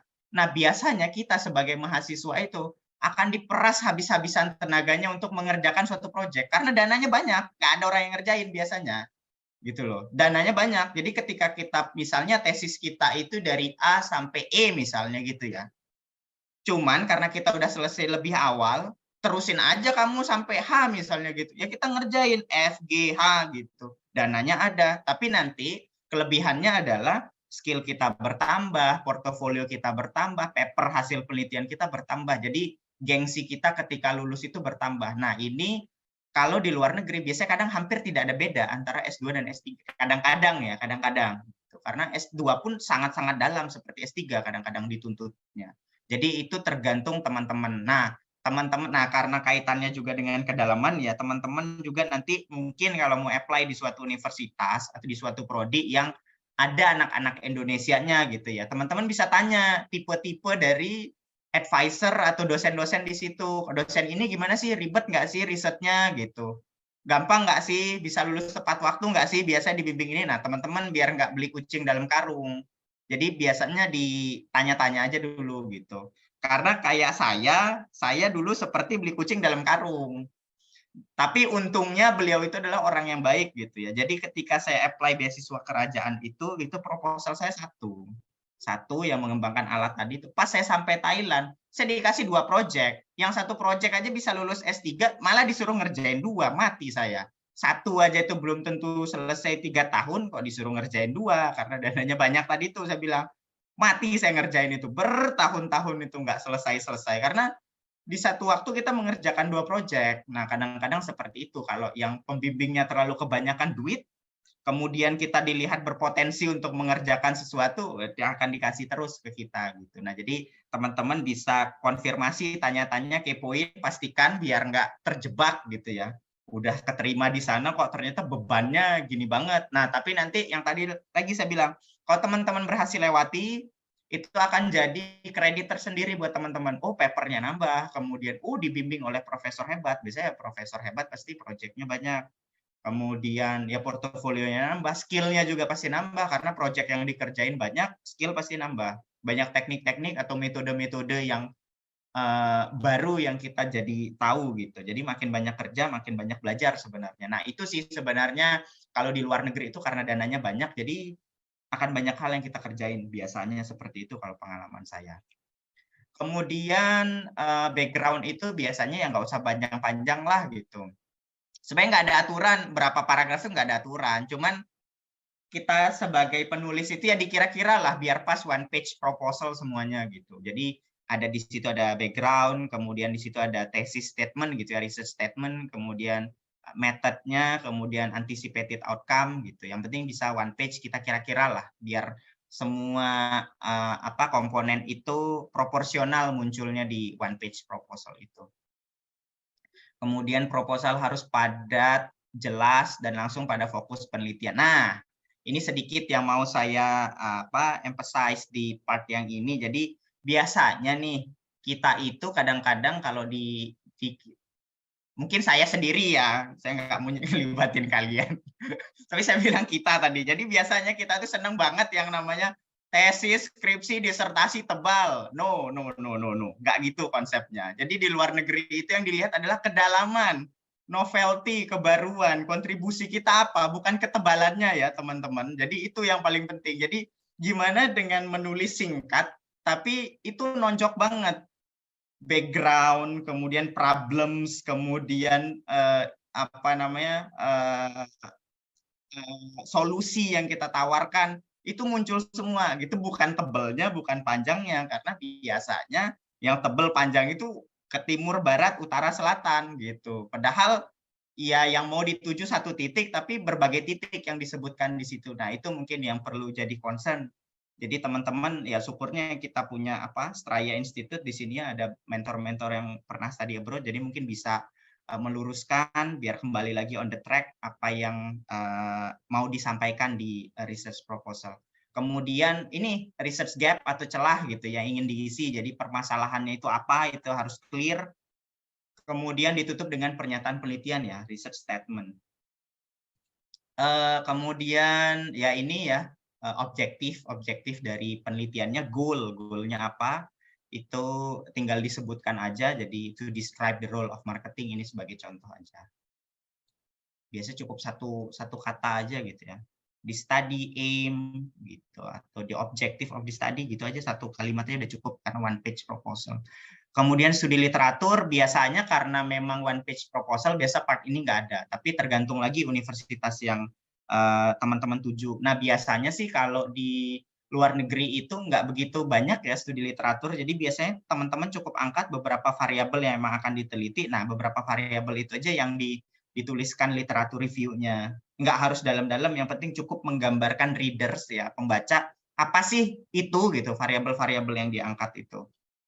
Kemudian methodnya, metodologi tidak perlu digambarkan secara detail, ya biasanya singkat aja, nanti saya kasih contohnya. Kemudian pada metode penelitian kuantitatif perlu dijelaskan juga, ya karena kuantitatif itu kan ada hitungannya, ada angkanya ya, jadi emang harus dijelaskan, dimention aja. Seperti kita kalau baca-baca paper-paper internasional kan singkat-singkat aja ya. Kemudian dalam usulan metodologi penelitian dapat dijelaskan kemudian akses visibility ya, visibility-nya seperti apa. Kemudian ini apa nih? Rencana penelitian. Nah, rencana penelitian itu biasa kaitannya dengan waktu ya. Jadi kalau teman-teman yang master, tentunya masternya apa dulu. Jadi di luar negeri itu ada dua jalur studi. Jadi ada yang coursework. Bahkan master itu ada 3 jenis ya. Ada master yang coursework, jadi ada kelas, setelah kelas selesai kalian tesis, riset. Kemudian ada juga yang by research, jadi kalian baru masuk hari pertama, itu kalian udah ngerjain tesis. Terserah, walaupun otak kita kopong dari Indonesia, kita nggak ada ide, nggak mau tahu, pokoknya pembimbing, kamu harus jalanin penelitian saya di hari pertama itu gitu. Kita harus sudah ngerancang penelitian. Jadi kalian nggak ada kelas, kalian dianggap sudah tahu semuanya. Nah, saya jalur itu by research. Jadi dari hari pertama saya udah disertasi. Kemudian ada juga yang namanya kalau untuk master, itu non tesis. Jadi nggak ada tesis. bahasanya tidak ada tesis. Jadi kalian tuh kelas saja, nanti di bagian akhir tuh biasa ada namanya independent study. Independent study itu sebenarnya setara tesis, tetapi kedalamannya tidak serumit tesis. Nah, saya mengambil independent study untuk bisnis gitu. Nah, kalau biasanya PhD biasanya ada 2 doang. Biasanya coursework sama by research. Jadi langsung disertasi, biasa ada 2 jalur itu aja. Nah, teman-teman nanti sesuaikan. Jadi kalau teman-teman ambil yang jalur kelas plus tesis, ya teman-teman lihat silabusnya ya, lihat kurikulum tuh apakah kuliahnya cukup 1 semester atau kuliahnya cukup 2 semester, kemudian sisanya penelitian, nanti itu tinggal dicocok login aja gitu dengan durasi penelitiannya. Kemudian struktur tesis ini kita bisa skip aja karena ini nanti tergantung di universitasnya teman-teman nanti, karena beda universitas itu beda-beda. Coba kalau teman-teman coba download tesis atau disertasi luar negeri, beda universitas tuh format nulisnya beda, struktur di dalamnya beda, cover-coverannya beda-beda. Kemudian ini anticipated outcome ya, jadi signifikansi dan hasil yang diharapkan itu biasanya hanya merupakan prediksi ya. Jadi kira-kira nih kalau penelitian udah beres hasilnya begini loh, terus manfaatnya apa gitu. Kemudian daftar pustaka, karena kalau daftar pustaka ini juga agak tricky ya. Jadi mungkin teman-teman itu cuma tahu gaya penulisan daftar pustaka itu cuma ada yang namanya Harvard sama apa sih satu lagi itu biasanya Harvard sama style yang kalau deskripsi kan ada Harvard itu biasa nama penulis lengkap, judul, tahun segala macam gitu. Ada yang citasinya angka gitu. Nah, kalau teman-teman belajar lagi, ya betul, ada APA, ada ya segala macam lah. Nah, sebenarnya di dunia ini tuh ada mungkin ribuan style penulisan. Nah, karena tadi itu yang saya bilang kita itu dituntut hanya menulis 1 page proposal, jadi sebisa mungkin biar karena semakin banyak hal yang kita citasi, tentunya nanti akan habis tuh komponen penting tuh nggak muncul hanya gara-gara kita memunculkan referensi. Jadi style penulisan referensi itu kalau bisa yang coba kalian kalau lihat di style penulisan di American Chemistry Society kalau nggak salah, mereka tuh cuma nulis nama penulis, tahun, nama jurnal. Itu aja stylenya mereka, dan itu style internasional juga. Jadi teman-teman bisa cari style yang sesingkat mungkin menulis reference. Jadi nggak mengambil komponen penting yang di atasnya karena jumlah kata hanya dibatasi nih 1 page gitu. Itu sih saran saya untuk yang ini triknya. Kemudian ini dari Pak Made Andi Arsana ya referensinya. Itu aja mungkin ya, kita bisa diskusi banyak ini aja tentang apa namanya kedua topik ini, terutama realnya seperti apa. Jadi nggak cuman teoritis gitu ya, karena real di lapangan ya emang agak jauh beda dengan ini, terutama cara nyiapinnya ya. Saya kembalikan ke moderator, terima kasih nih, saya stop share screen. Siap. Terima kasih banyak Pak atas pemaparan materinya, sangat luar biasa sekali, sangat-sangat menambah insight nih bagi kami, terutama saya pribadi, apalagi dengan tips menulis esai dan lain sebagainya. Terima kasih Pak. Selanjutnya mungkin kita langsung saja ke sesi pertanyaannya. Oh iya, saya ingin mengingatkan dulu kepada teman-teman untuk diisi link presensinya ya, agar tidak lupa nanti. Silakan diisi. Kemudian lanjut ke sesi pertanyaan. Untuk teman-teman yang ingin bertanya, silakan nanti ditulis di kolom komentar ya, atau bisa raise hand juga nantinya. Oke, mungkin saya akan bacakan terlebih dahulu yang di kolom komentar ya Pak. Untuk pertanyaan pertama dari Kak Dana. Pertanyaannya adalah, dengan semakin maraknya dan semakin cerdasnya AI, apakah kita bisa menggunakan AI untuk membantu kita menulis esai? Ini langsung dijawab atau bagaimana, Pak? Boleh, langsung aja dijawab. Oke. Kalau ditanya bisa, nggak ada masalah, bisa. Tetapi dari sisi apa namanya edukasinya nggak ada. Jadi saya menekankan itu ya. Kalau dibilang bisa. Saya kemarin udah coba tanya-tanya sesuatu gitu, dijawab kok sama mereka. Kalau yang sifatnya umum ya, tapi kalau sifatnya spesifik ngeblank juga dia. Jadi sebelumnya Mbak Dana bidangnya apa? Science atau sosial? Bukan Mbak, Pak, Mas. Oh, sorry Mas. Mas Dana, Iya, science atau sosial? bidangnya linguistik, Pak. Oh, linguistik, Inggi.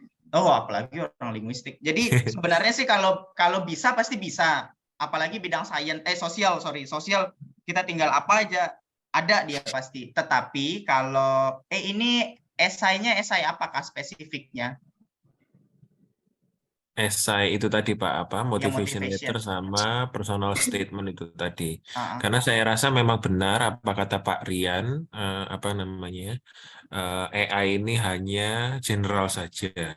Iya, betul. Tapi mungkin untuk orang yang tidak biasa menulis, seperti kata Pak Rian tadi, ada beberapa hal yang mungkin apa namanya tidak muncul ya Pak ya, kalau orang nggak Tinggi. biasa nulis. Terus disuruh nulis kan mungkin ada tadi gaya bahasa, kata-katanya yang apa namanya kaku, kayak gitu. Nah, mungkin AI ini kan selain bisa membantu, ya tetap kita sebagai penulis juga harus apa ya Pak ya, dia nggak harus asal comot itu aja, harus kita apa namanya analisa lagi, kita kurasi lagi, gitu ya Pak.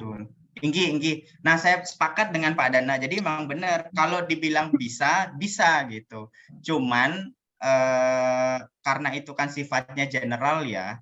Jadi kita mungkin beberapa idea yang dimunculkan di situ mungkin bisa kita ambil. Nah, setelah itu mungkin kita bisa modifikasi sesuai dengan diri kita ya. Karena kan kadang pun juga sebenarnya ketika kita seperti motivation letter ya, pastilah kita di dalam otak kita ini tuh ada beberapa konsep yang mau kita sampaikan kadang-kadang. Tapi kadang-kadang memang beberapa orang yang tidak sering menulis itu agak susah untuk menuangkan apa yang di dalam otak untuk menjadi tulisan. Jadi mungkin memang bisa dibantu dengan si AI ini, tapi nggak ditelan mentah-mentah. Jadi dimodifikasi aja sesuai dengan beberapa part mungkin yang ada di dalam pikiran kita. Nah, kemudian juga yang kedua, saya juga agak khawatir juga sih, karena kan kemarin itu seperti ChatGPT ya, mohon saya dikoreksi ya teman-teman yang IT ya, katanya sudah ada software anti ChatGPT yang untuk mendeteksi itu. Nah, yang jadi masalah adalah nanti takutnya, karena memang kan negara-negara ini kan sekarang sudah banyak yang banned ya, di-banned si ChatGPT ini, takutnya mereka memang sudah punya software yang untuk mengenali teks yang di-generate oleh si AI inilah. Nah, takutnya malah kita juga nanti mungkin bisa didiskualifikasi kalau ada beberapa part yang kita tulis terindikasi dibantu oleh AI. Jadi memang kadang-kadang memang lebih bagus memang karya orisinil sih yang langsung tertuang gitu. Tetapi dengan bantuan ini bisa saya rasa, tetapi jangan semuanya lah diterima kita langsung ambil gitu. Jadi memang harus ada part yang banyak kita modifikasi sepertinya. Jadi untuk mengantisipasi itu sih. Gimana, Mas Dana? Betul Pak, betul sekali. Ya itu memang yang trending topik ya. Mungkin hot issue, betul. Benar.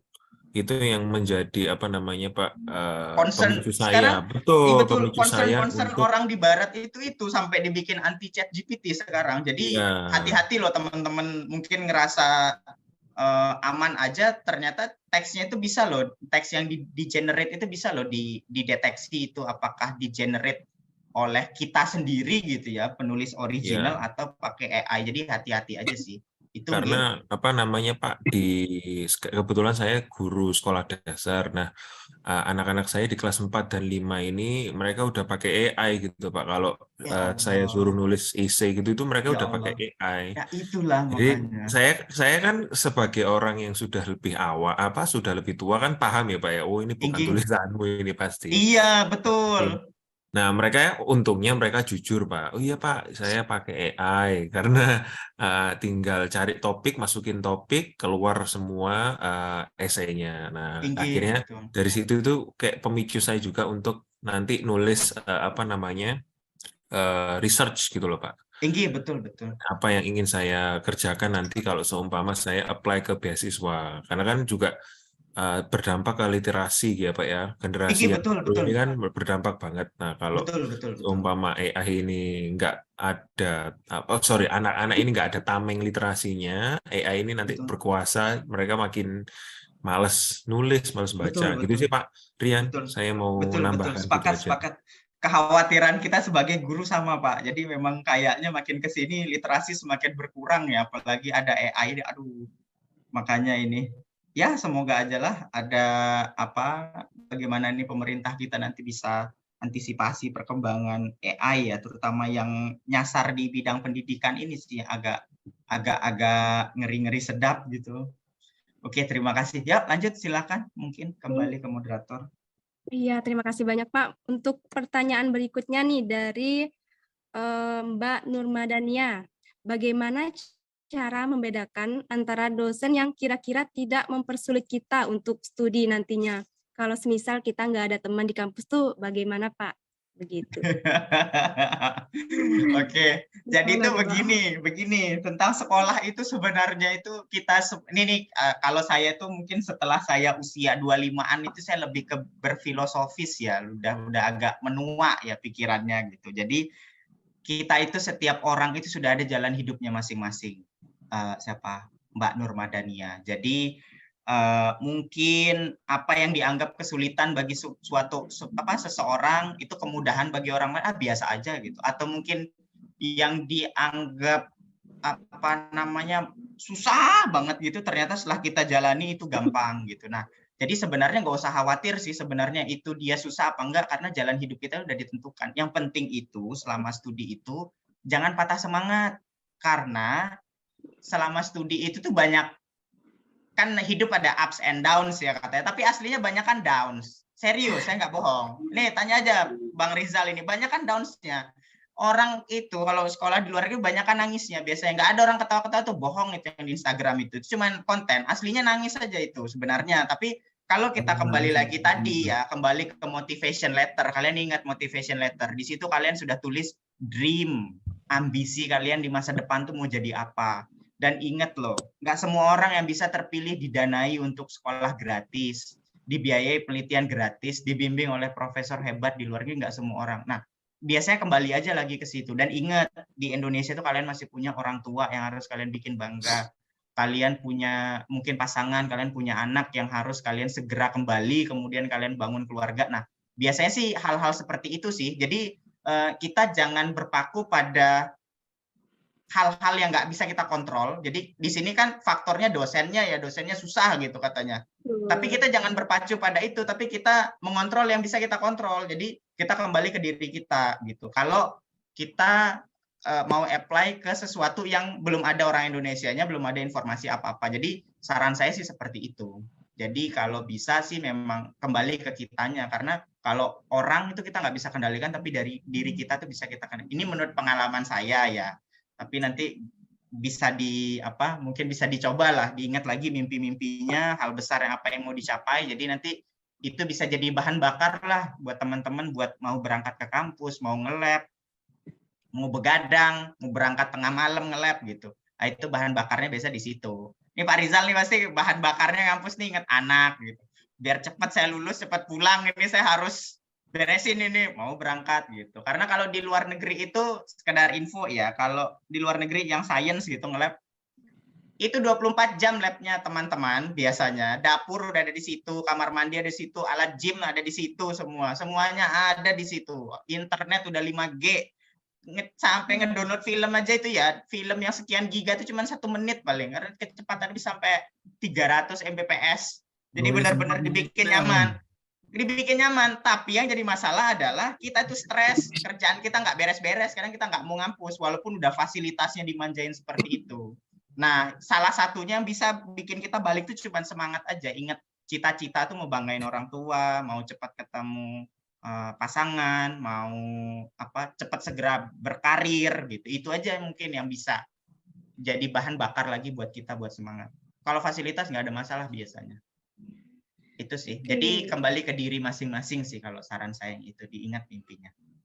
Oke, siap. Terima kasih Pak. Luar biasa sekali penjelasannya. Jadi kontrol apa yang bisa kita kontrol ya. Kemudian pertanyaan berikutnya mungkin kita beralih ke teman-teman yang raise hand-nya. Silakan untuk Pak Amin untuk bertanya. Oke. Terima kasih Mbak Moderator. Oke, kalian ya. Saya mau tanya terkait yang di motivation letter secara umum gitu ya. Jadi kan itu motivation letter atau ada bagian lain, pokoknya intinya di mana kita menyebutkan prestasi kita atau apa yang sedang kita tekuni untuk waktu sekarang gitu. Kemudian ke poin di mana nanti kita juga akan menjelaskan apa yang ingin kita lakukan gitu, atau our big dreams atau big plan gitu after we finish the study gitu ya. Iya. Apakah itu harus benar-benar relevan atau boleh yang mungkin sedikit berbeda tapi masih ada relevansinya gitu. Karena saya jujur sekarang ini saya guru ya, saya udah hampir 3 tahun gitu belajar di salah satu SMP di sini di Kalimantan. Tapi di masa depan tuh justru sebenarnya saya mau agak sedikit deviate gitu from education field gitu. Apakah itu preferable ya kalau kita jelaskan seperti itu? Tapi tetap ada kaitannya dengan education gitu. Oke, mungkin bisa langsung dijawab, Pak. Oh, Inggi. Jadi yang tadi, saya ke yang part terakhir lah, karena part terakhir nih saya nangkep banget. Jadi di masa depan mungkin Mas Amin ingin mencapai sesuatu yang mungkin bukan lanjutan dari titik yang sekarang ini kan. Yeah. Jadi yang titik sekarang ini kan Mas Amin sebagai seorang pengajar, terus mungkin di masa depan dreams-nya mau jadi something different lah, tapi masih relate dengan yang sekarang kan. Nah, sebenarnya itu nggak ada masalah Mas Amin, nggak ada masalah. Sama seperti saya, makanya yang tadi nih saya ajarin teman-teman murtad ini dah beda jurusan atau apa gitu, nggak ada masalah.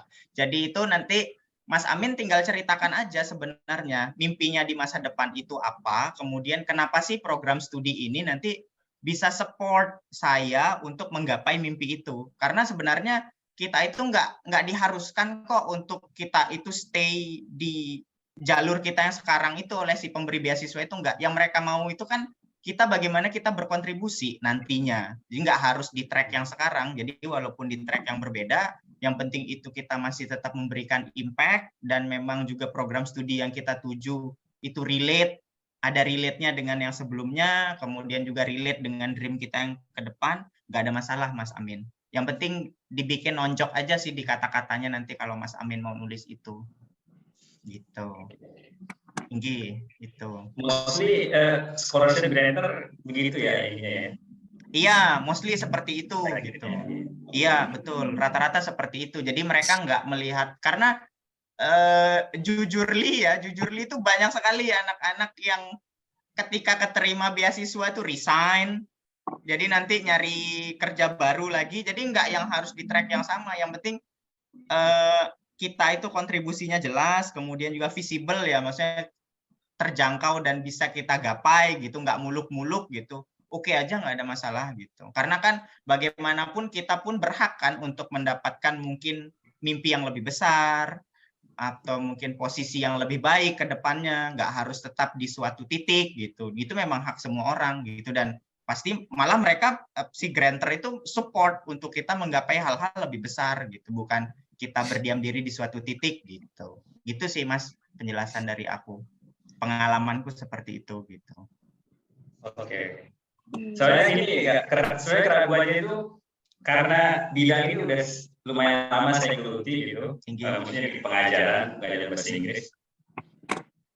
Tapi kayak mungkin saya ragunya kalau kita benar-benar sebutkan secara detail bahwa apa yang ingin dilakukan ke depan itu kayak meninggalkan gitu apa yang sudah lumayan lama itu nggak jadi poin minus ya. Enggak. Saya rasa enggak. Makanya bagaimana sih kita menyampaikan itu nanti di tulisan kita itu. Dijelaskan aja, sekarang saya di titik ini gitu, dan di masa depan saya ingin menggapai ini, makanya di masa depan tuh enggak cuman menggapainya doang, tetapi juga kontribusinya setelah itu digapai.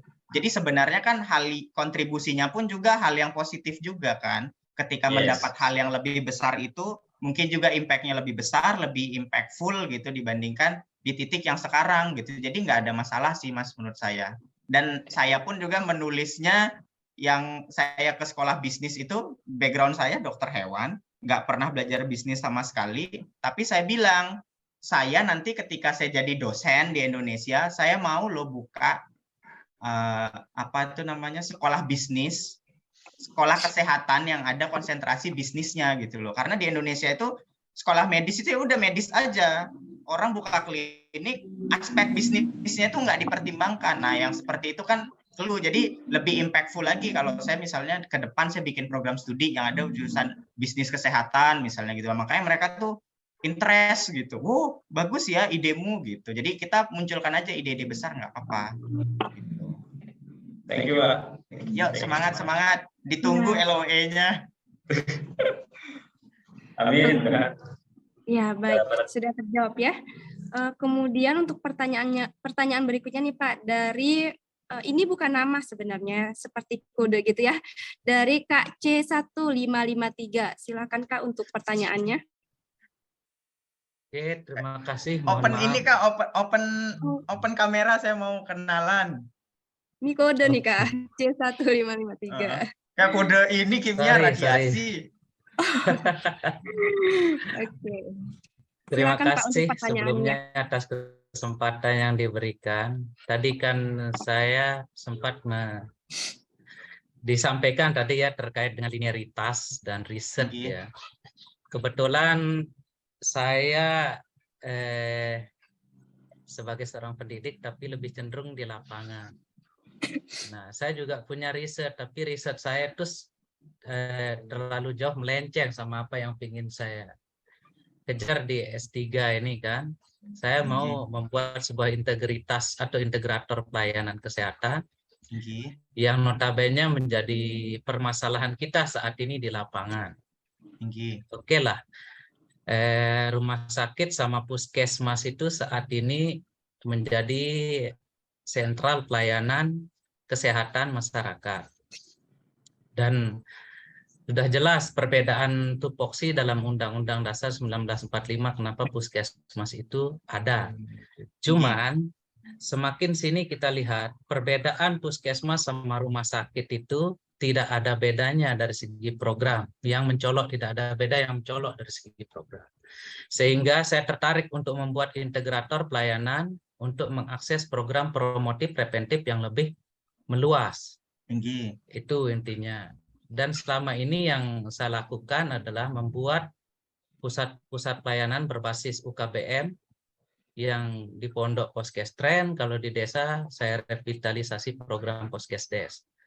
Nah, tadi terkait dengan riset memang saya sangat lemah kalau dari riset karena saya langsung ke eksekusi aja. Itu yang pertama. Walaupun saya punya riset, dia ada yang saya riset tentang gizi, ada PHBS, itu kan tidak nyambung dia Kak, anunya dengan keilmuan yang ingin saya perdalam di S3 ini. Kira-kira apakah program-program itu bisa kita jadikan sebuah kekuatan untuk menggapai atau untuk mencapai beasiswa ini, dan bentuknya bagaimana? Gitu. Apakah cukup dengan laporan atau dokumentasi saja? Gitu. Berarti SIDE background-nya public health kah? Saya manajemen rumah sakit. Oh, MMRS. Berarti background-nya MMRS ya, tapi masih nyenggol public health lah ya, kebijakan kesehatan, AKK ya. Jadi begini, kalau yang public health sih biasanya memang kalau public health sih biasanya mungkin ya lanjutnya PhD public health mungkin ya, doktoralnya di kesehatan masyarakat mungkin ya kalau mau topiknya seperti itu. Itu sebenarnya sih bisa aja bisa aja itu diangkat sebagai proposal.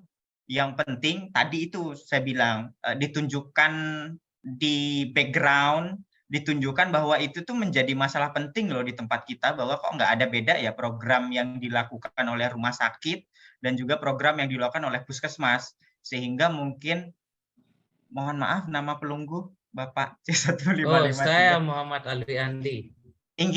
Alwi aja. Pelunggu itu bisa sih diangkat, dan memang itu memang ini mungkin itu tuh menjadi ini ya, kalau SIDE sekolah lanjut ke luar negeri mungkin kalau apply itu tuh bisa menjadi keunikan ya. Jadi begini nih, sistem kesehatan di setiap negara itu kan beda-beda nggih. Jadi ada yang ada yang kita punya puskesmas, ada mungkin puskesmas pembantu, ada yang RS-nya pun ada RS kota, RS provinsi, RS pusat nasional gitu. Sedangkan di luar negeri Vaskes itu tingkatannya beda-beda lagi. Nah, mungkin SIDE memang bagus juga itu, kalau saya sendiri saya melihatnya bagus, tetapi nanti tantangannya SIDE bagaimana SIDE menunjukkan itu masalah yang sedang dihadapi oleh Indonesia, dan SIDE tunjukkan bahwa itu unik loh, karena sistem itu tuh cuma ada di negara kita. Jadi kalau saya lihat sih ada poin plus di situ kalau SIDE mau menggunakan itu sebagai proposal. Dan biasanya juga kalau saya lihat teman-teman di public health, memang dia, karena public health kan ada yang kalau di luar negeri public health kan yang berbasis lab, ada juga yang memang seperti SIDE. Jadi ada banyak orang yang main di biostatistics, ada juga yang main di kebijakan gitu. Nah, yang di kebijakan ini biasanya kita nggak harus ngikutin pembimbing kita, karena biasanya kita bisa jalan sendiri untuk mengerjakan risetnya. Jadi saran saya sih kalau memang SIDE memang sudah concern di situ dan memang SIDE memang bergerak di lapangannya di situ, berarti kan sudah tahu kan permasalahannya apa, kemudian juga orang-orang yang ditemui siapa. Jadi ketika nanti melaksanakan penelitian juga akan jadi lebih lancar. Nah, SIDE bisa utarakan itu gitu loh. Bahkan nanti ketika wawancara ya SIDE tonjolkan bahwa itu jadi kekuatannya SIDE karena sudah tahu detailnya. Menurut Tampiasih, cuman gini yang mau pertanyakan juga kan di form yang harus diisi itu kan ada terkait dengan riset, riset. Apakah boleh kita melampirkan riset yang notabene kaitannya tidak terlalu signifikan sama tujuan yang akan kita akses gitu untuk program S3 ini gitu. Kan kayak yang sampaikan tadi, kan Tiang bergerak mau menekuni atau mendalami terkait bagaimana manajemen itu sendiri, manajemen kesehatan dengan program-program yang selama ini Tiang laksanakan secara langsung, cuman tidak pernah Tiang angkat itu sebagai tema riset Tiang, maksudnya penelitian pengabdian selama ini. Kebetulan Tiang juga salah satu pendidik gitu, dosen gitu.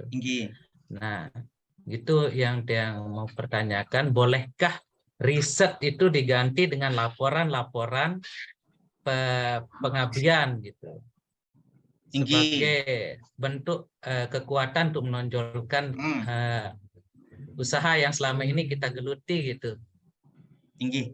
Nangkap saya poinnya. Jadi saya mau kembali dulu ke awal nih, biar mungkin teman-teman yang lain juga bisa dapat gambaran. Jadi itu ketika kita, tapi dikembalikan ke diri masing-masing ya. Jadi begini, ada dua tipe lah. Saya sebut dua tipe orang ketika berburu beasiswa kalau dikaitkan dengan prodi. Jadi ada orang yang udahlah di mana beasiswa, mau nyambung nggak nyambung, pokoknya masih ya minimal sebidang kayak atau minimal nyenggol-nyenggol bidang saya sebelumnya, saya apply. Ada orang yang tipe seperti itu. Saya tipe orang seperti itu sejujurnya. Jadi apa yang ada kesempatan saya nggak mau lewatin. Saya tipe itu. Yang kedua, ada tipe orang yang memang idealis.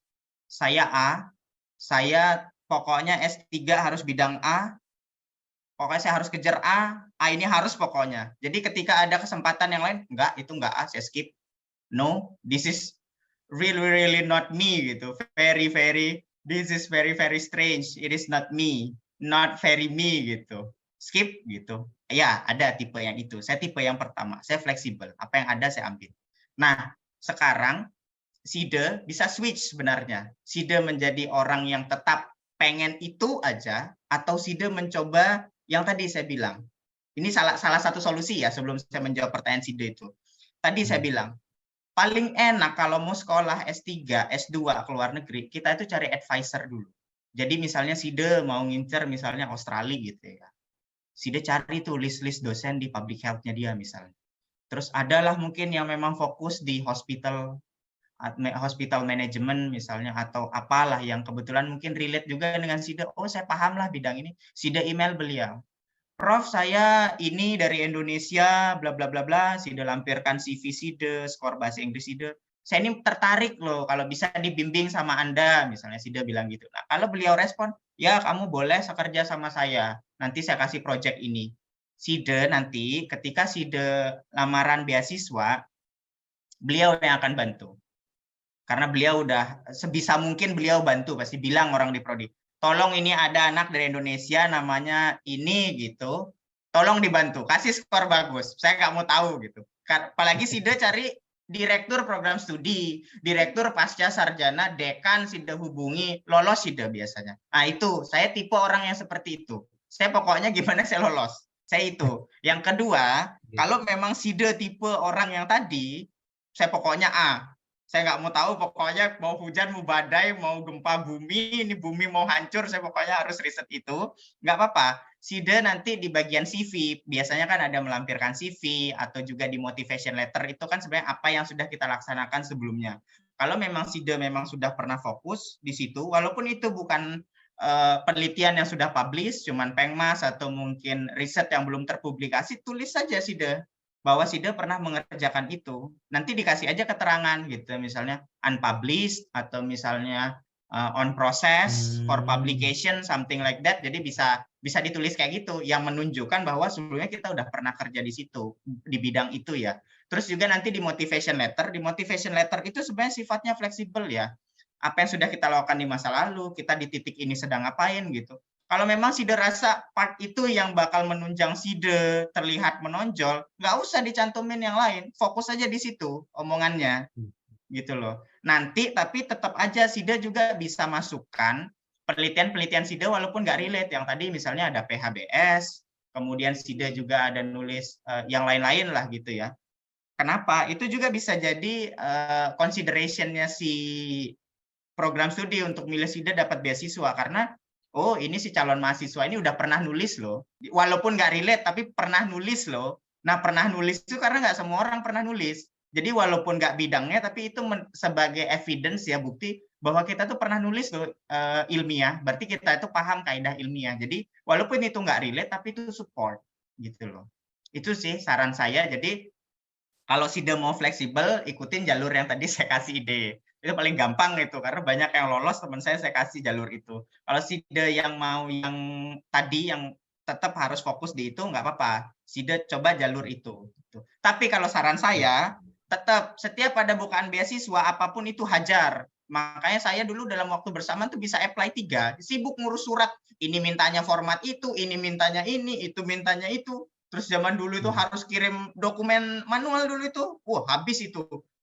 Biaya kesehatan berapa juta, ngirim berapa juta. Pokoknya semua harus, tapi kan akhirnya berbuah manis. Jadi saran saya jangan juga terpaku pada satu ya. Jadi semua harus dihajar gitu. Itu saran saya. Kebetulan gini Pak. Kebetulan Tiang pas sering sih akses beasiswa. Dan selalu kosong itu pas dia minta riset itu selalu Tiang kosongkan, karena Tiang takutnya nanti tidak nyambung riset yang Tiang ngisi di situ dengan tujuan yang pingin saya apply gitu kan. Jadi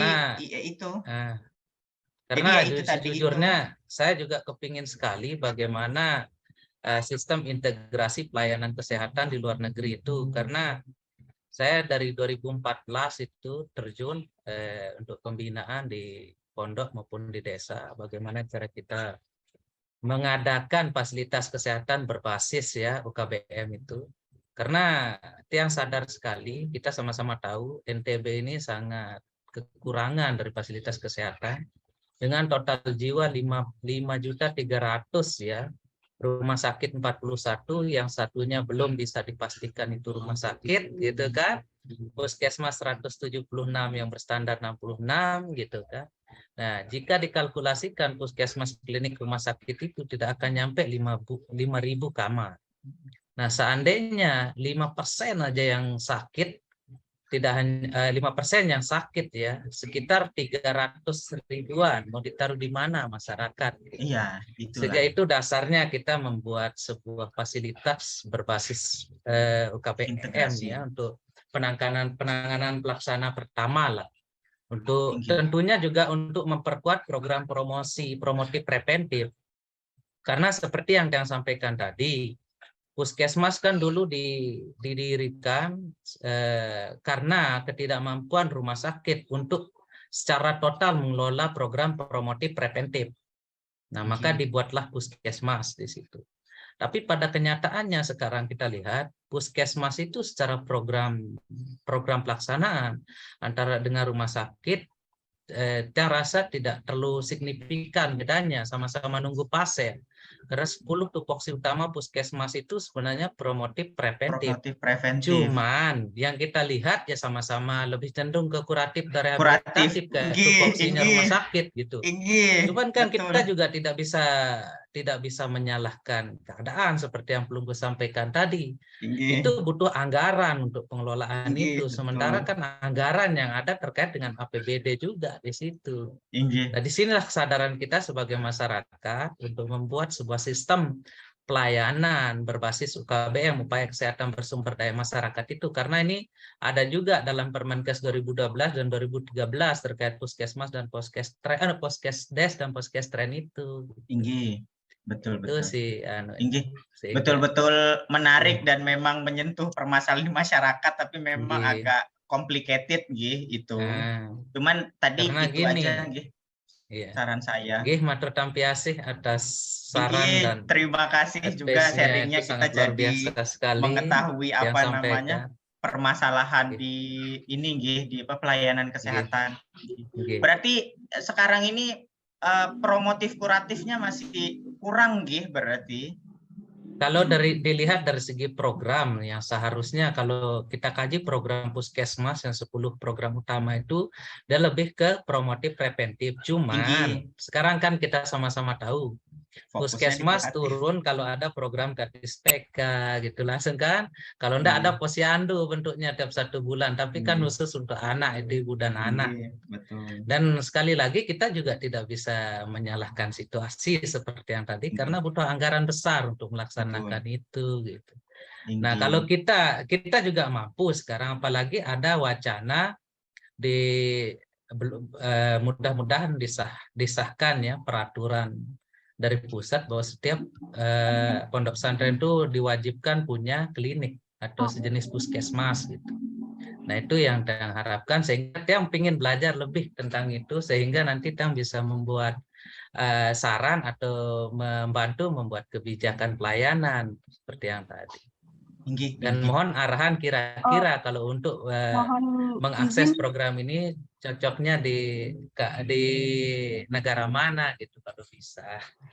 Mohon izin. Sebelumnya. Oke, mohon izin Pak Alfu, mungkin bisa kita lanjutkan diskusinya nanti di grup lagi ya.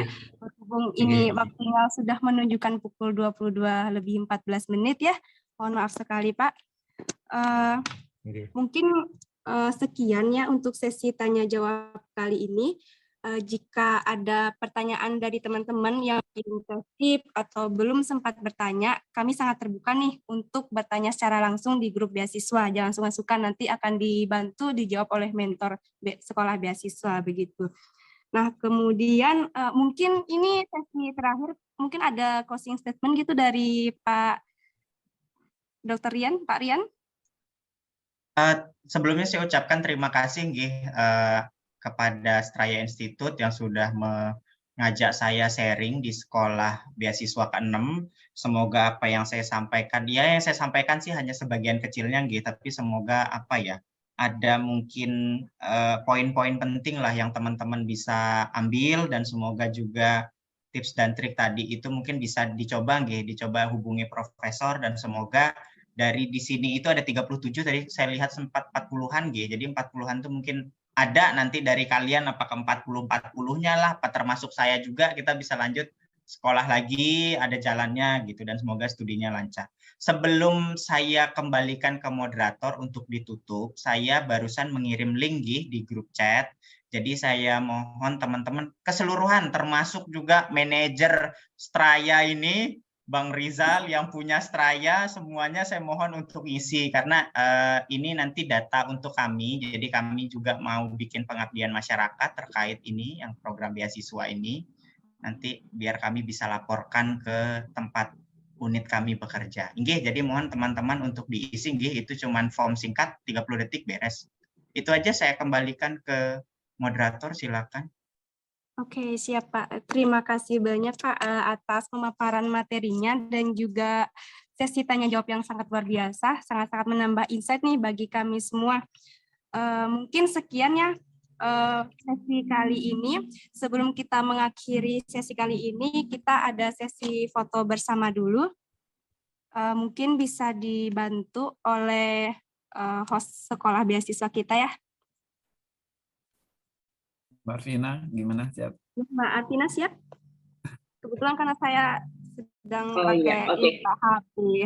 Oke, aman-aman. Di sini ada 2 slide, teman-teman semua. Mungkin boleh mohon maafkan kameranya dulu ya. Oke. Pak presensi nih, nanti teman-teman bisa dapat sertifikat lah. Kita kasih yang aktif aja lah. Gimana, Bang? Bisa digunakan Iya. untuk CV kok. Jangan lupa isi presensi ya teman-teman yang hadir. Oke. Mungkin kalau sudah semua mengaktifkan kamera, di sini ada 2 slide. Nanti saya akan tag satu persatu, tapi mungkin teman-teman kita nggak tahu posisinya di mana gitu ya. Jadi semua mungkin tiap 2 kali tag tetap senyum gitu. Itu aja mungkin. Kita nggak tahu posisinya. Iya, oke. Kita mulai ya. 1, 2, 3. Oke, ini buat slide pertama. Sebentar. Ya.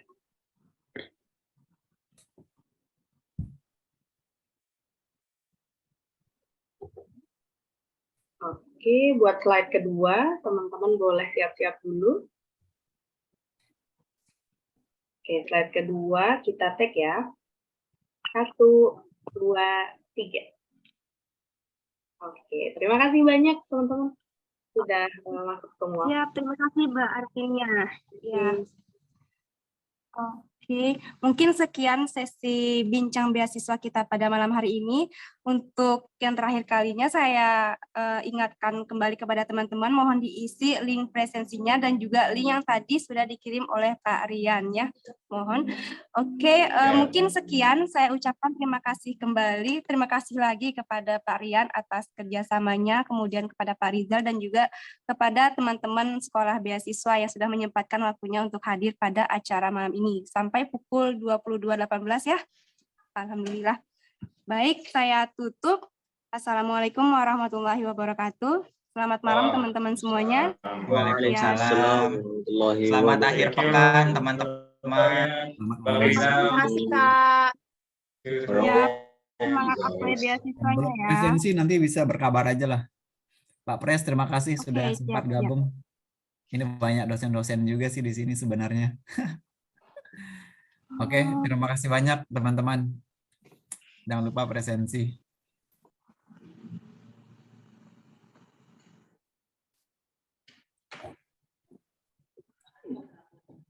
Oke. Aku tuh nggak bisa publish speaking, Bang.